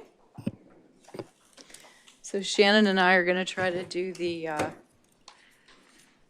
PowerPoint hokey pokey here. So the first slide is just to reiterate the Juvenile Welfare Board's 2021 Legislative Public Policy Consensus Platform that you all approved in March, and give you a little update on what we were able to weigh in on during this legislative session. We basically straddled two impact areas that we believe are not only important, but they correlate with one another. That's the early childhood and school readiness, and then the child nutrition and food insecurity. So during the session, we had the opportunity to either participate in sign-on letters or communicate directly with our legislative delegation as it relates to emergency Tanf funds, which, if you remember in March when I spoke with you, Florida has some of the lowest monthly rates in which families who are eligible for Tanf receive funding. The average family of three is receiving $303 a month. The federal government allocated $35.5 million to the state of Florida through the American Rescue Plan. However, unlike other funds, the state had to request those funds. They didn't just come automatically. So we were asked, along with many others throughout the region, to encourage the state to not only accept those funds, but we went a little further in making a recommendation that the funds be provided in two payments in May and June of $415 to help jumpstart families as they move into the summer. Expenses are more if you think about families, kids being home all day, the door opening and closing, the air conditioner continuing to run. We know that the expenses increase for some of our lowest income families. The additional sign-on letter that we participated in that our CEO signed was with the Florida Policy Institute to support the extension of postpartum Medicaid health coverage for new moms from 2 months to a total of 12 months or 365 days. And that's an extension. The speaker, Speaker Sprouls was very clear that it was not an expansion, it's a one-year extension, and the state will monitor that and see what the impact of that is, and we have every expectation that we're going to see some benefit in that impact. There was also advocacy during the budget conference process. The Senate was doing a significant cut to Healthy Start, along with some other significant cuts in other parts of the budget, and we were able to weigh in with members of our legislative delegation and rectify that and bring that back to its fully funded status.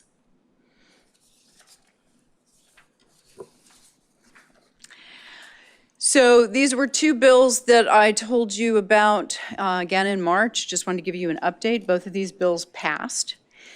The first bill, House Bill 419, is the Early Learning and Early Grade Success. That particular bill is going to make some significant changes in what we know as school readiness and voluntary pre-kindergarten. The most significant change is to establish a division of early learning within the Department of Education. That was kind of a touch-and-go issue. The Senate had pulled it out of their bill, and so it took some wrangling and some back and forth to put that back in the bill and make that happen in the final passage. It's also going to create a pre-K through third grade literacy and math progress monitoring system, and that's going to be that bridge that gets children from the young program through to the elementary age program, which is our school success program. And then there's going to be some significant VPK accountability changes for the providers and to require them to get to standards so that we have a greater percentage increase of pre-K students who are ready for kindergarten.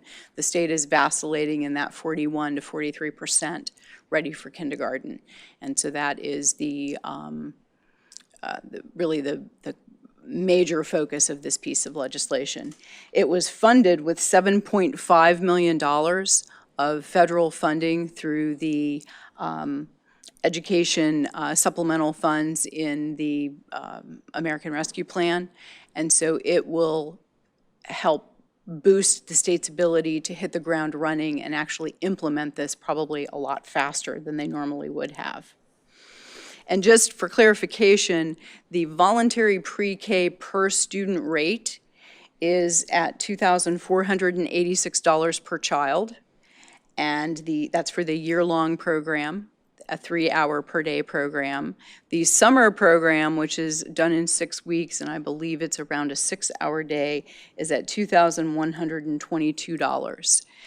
And that doesn't mean anything unless you balance that with what the rates are throughout the country, and those rates are ranging anywhere from $4,460 per child to $13,158 per child. So there has long been a need, if you want to get to kindergarten readiness, that there's going to have to be some effort and willingness put into expanding the cost per child. Some of that can possibly happen as we move forward in the Biden administration. They have talked about fully funding voluntary pre-K and making it a combined 3- and 4-year-old program. So there could be some federal opportunity for the state of Florida and other states moving forward, but Florida is by far one of the lowest funded voluntary pre-K programs in the country. The budget also includes a $1,000 bonus for childcare and early learning workers. It's intended to be paid out in 2 allotments of $500 each, and that's going to happen over the summer. I believe the first payment comes in late May or June, and the second payment would come in July. And that is also made available through the American Rescue Plan. Dr. Morrison-Rodriguez spoke about the CARES Act dollars that were made available to child care providers. And I think it's important to understand just the amount of money that is available to the state, that the state has used and that they will have access to in the future. CARES Act brought in $3.5 billion to child care workers, or child care programs and providers. The second stimulus package funded $10 billion. And the American Rescue Plan has funded $39 billion, of which Florida is eligible to receive $2.5 billion. Now, all of this was happening, at least the American Rescue Plan portion was happening during a time when the budget was being put together. The initial plan was not to even recognize the American Rescue Plan dollars because the state hadn't officially received them yet. Midway through the session, the state received a bulk of those dollars. So there is substantial proviso language within various sections of the budget and in the back of the bill that give state agencies the opportunity to receive those dollars through the Legislative Budget Commission process. And so the allocation of those greater dollars isn't known now, but those opportunities will present themselves throughout this next year.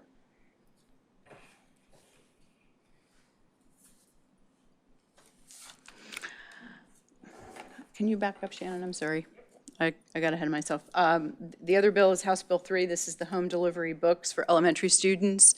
This is the New Worlds Reading Initiative that is Speaker Sprawl's initiative.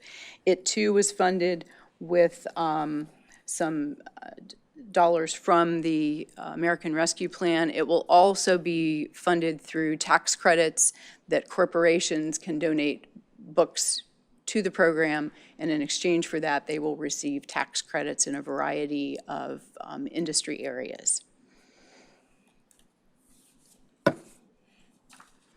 A bill that straddles both of these bills and kind of has some cross population of issues involved in it is the Student Literacy Bill, House Bill 7011. It was funded with $6.5 million of federal funding, and it is going to substantially change how literacy is approached on a state level. If you've had an opportunity to hear the speaker in a number of his press conferences, he calls it radical disruption. And so this is the kind of the output of that. It's going to offer reading achievement initiatives for scholastic excellence programs within DOE and revise the requirements relating to reading instruction and allocation. And that's all with an effort to get kids reading on grade level, have them reading by third grade so that they learn to read and then they read to learn.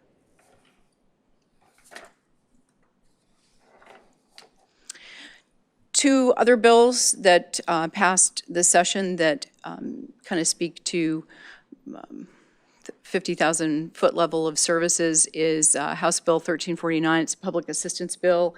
It's going to help determine the impact that families have when they're on what they call the fiscal cliff. And the example I can give to you of that is when a parent receives a 50-cent raise, they then potentially become ineligible for things like childcare, subsidized childcare. And so in trying to enhance their career, if they accept that 50-cent raise, they lose their childcare, and then they're unable to make ends meet. So this bill is going to require a study that will look at the eligibility criteria and find ways to adjust it to make it more flexible so that families do have that opportunity to move ahead in their careers, still have childcare and some of the other assistances that are making things happen for them. Senate Bill 252 is the Child Safety Alarm Act. After January of 2022, vehicles used by child care facilities will have to be equipped with an alarm system that will alert them when, if a child has been left behind in the van.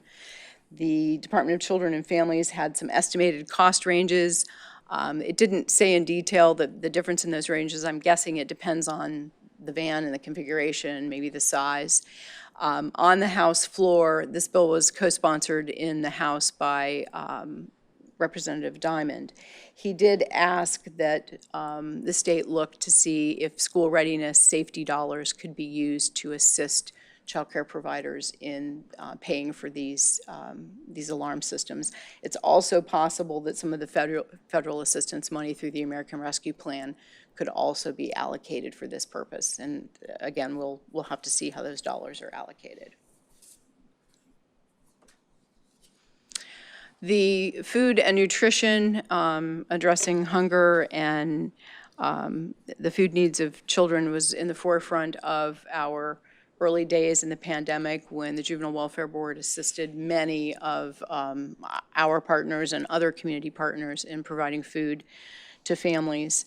The federal government has continued to assist in that realm as well. There has been an emergency allotment of $95 to SNAP recipients, and the Biden administration actually tweaked that language in the American Rescue Plan for those folks who were at or near the maximum benefits. They're still eligible now to receive this $95. In previous stimulus plans, it cut them off from that access. So many families are now getting that additional $95 per month. It extends 15% of SNAP benefits through September of 2021. That's the 15% increase.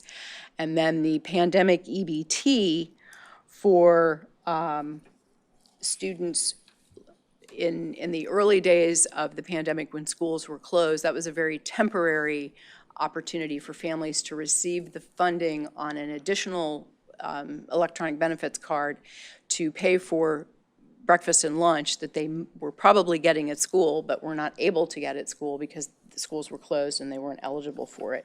So it has expanded that through the 2021 summer, and it's going to provide $375 per child per month. And that equates to $6.82 per child per day to purchase food. Now, as a mom of a 14-year-old who drinks a gallon of milk every 4 days, I can tell you that $6.82 per child doesn't go very far. So when you hear those numbers, I think it's important to kind of align them with what food cost. And that's really what the overarching goal now in the USDA is to align the allocation for SNAP and other nutrition benefits with the true cost of groceries, not some of those archaic 20-year formulas that they have been using to try to allocate benefits.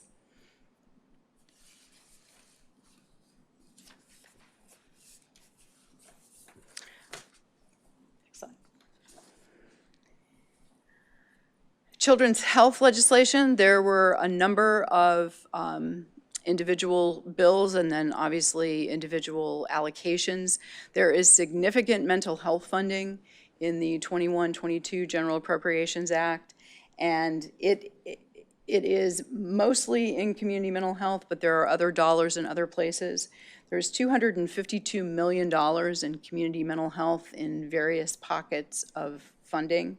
There's also $120 million for schools for them to allocate mental health needs on school campuses.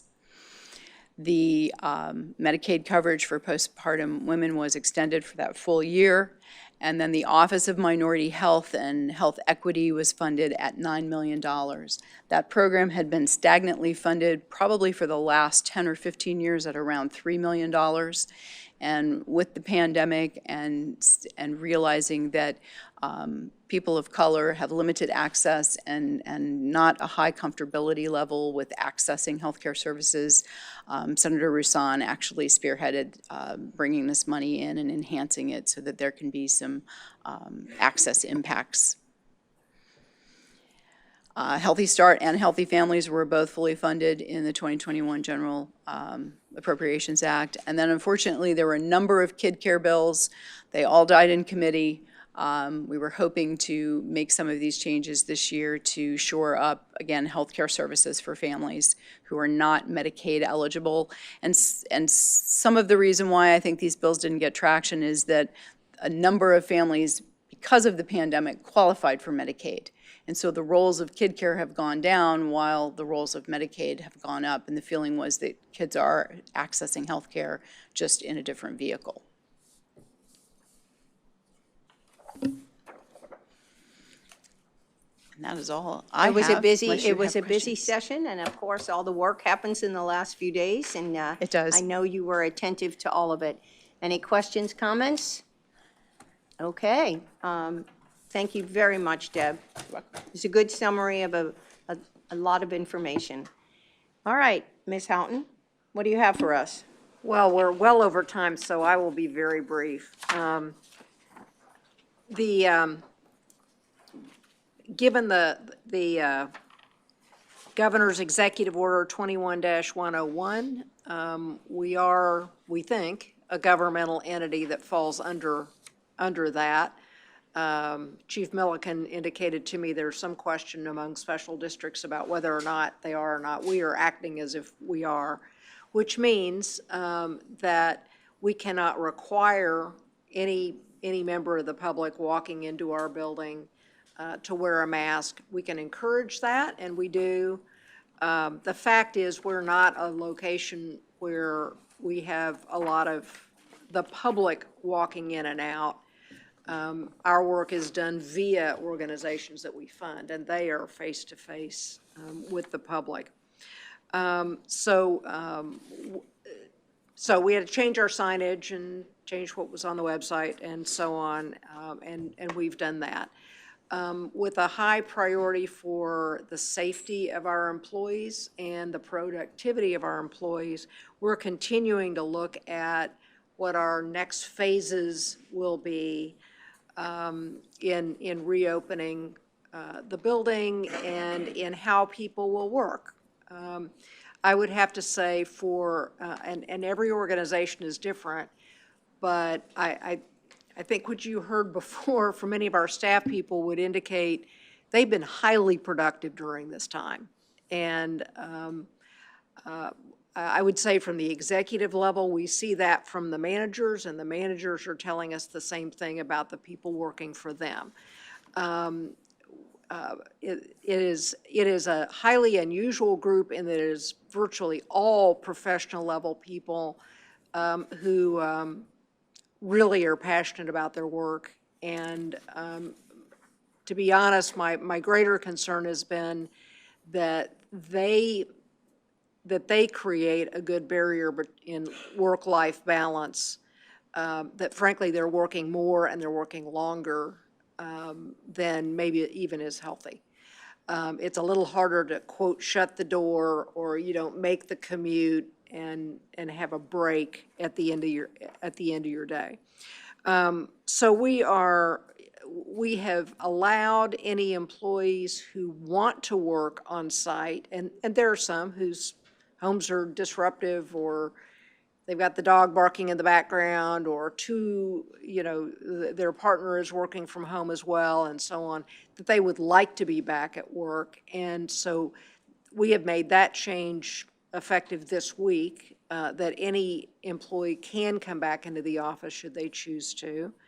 And again, encouraging masks, but not requiring them. And June 1st, we will, in line with the governor's order, we will be open to the public. And so all that really means for us is we will have a receptionist and a way to get in touch with people, but we otherwise don't interface with the public here unless we create meetings that are here at this location. So more to come. We have surveyed our employees about their perceptions of both productivity and preference.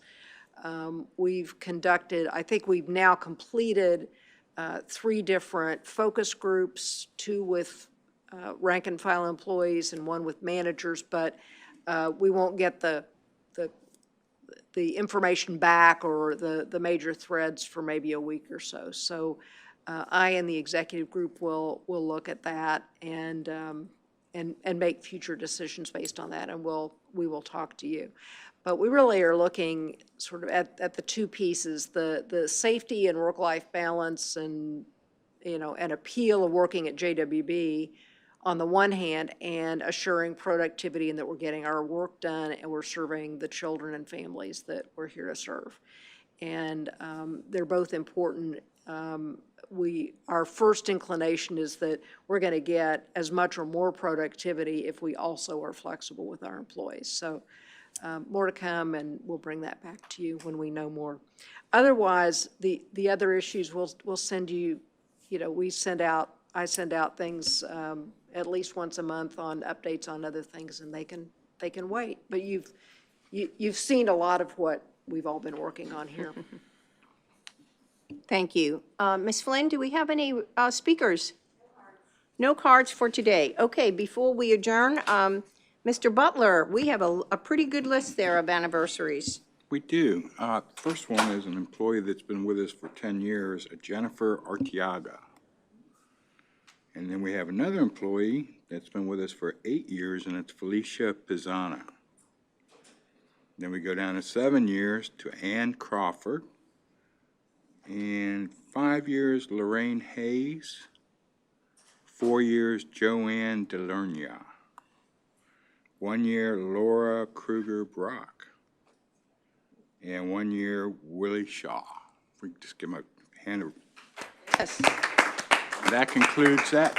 Thank you. It's hard to believe you're here a year, Laura. It feels, it's just amazing when I saw your name.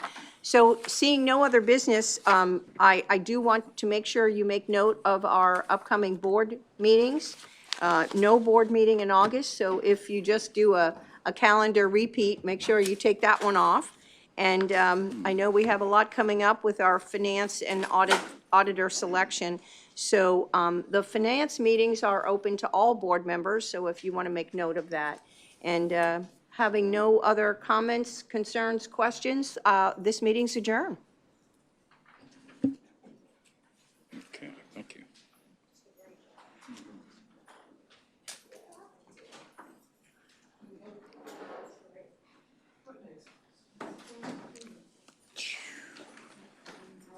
Kind of caught me by surprise. Well, it caught me by surprise Tuesday night when the county administrator was before us telling us we need to do this before June 1st. And I'm like, well, you're asking us to raise gas prices 8 cents a gallon in the middle of this bullshit that we're dealing with now? You know, I mean, last year when it was $2 a gallon, I'd be waving a flag. But right now, it seems like not a real good time. You know, the only thing I'll say is there's never a good time. No, there isn't. We've done this where we get ready to do it. Yeah. And then all of a sudden gas goes up. And Yeah, that's true. we have the same with index, which is what we've asked for 20-something years. You're not gonna do it. Well, the index is theirs. Yeah, but not, They don't allow the locals to index. it's crazy. That would have helped immensely. Yeah. Well, it was just kind of a,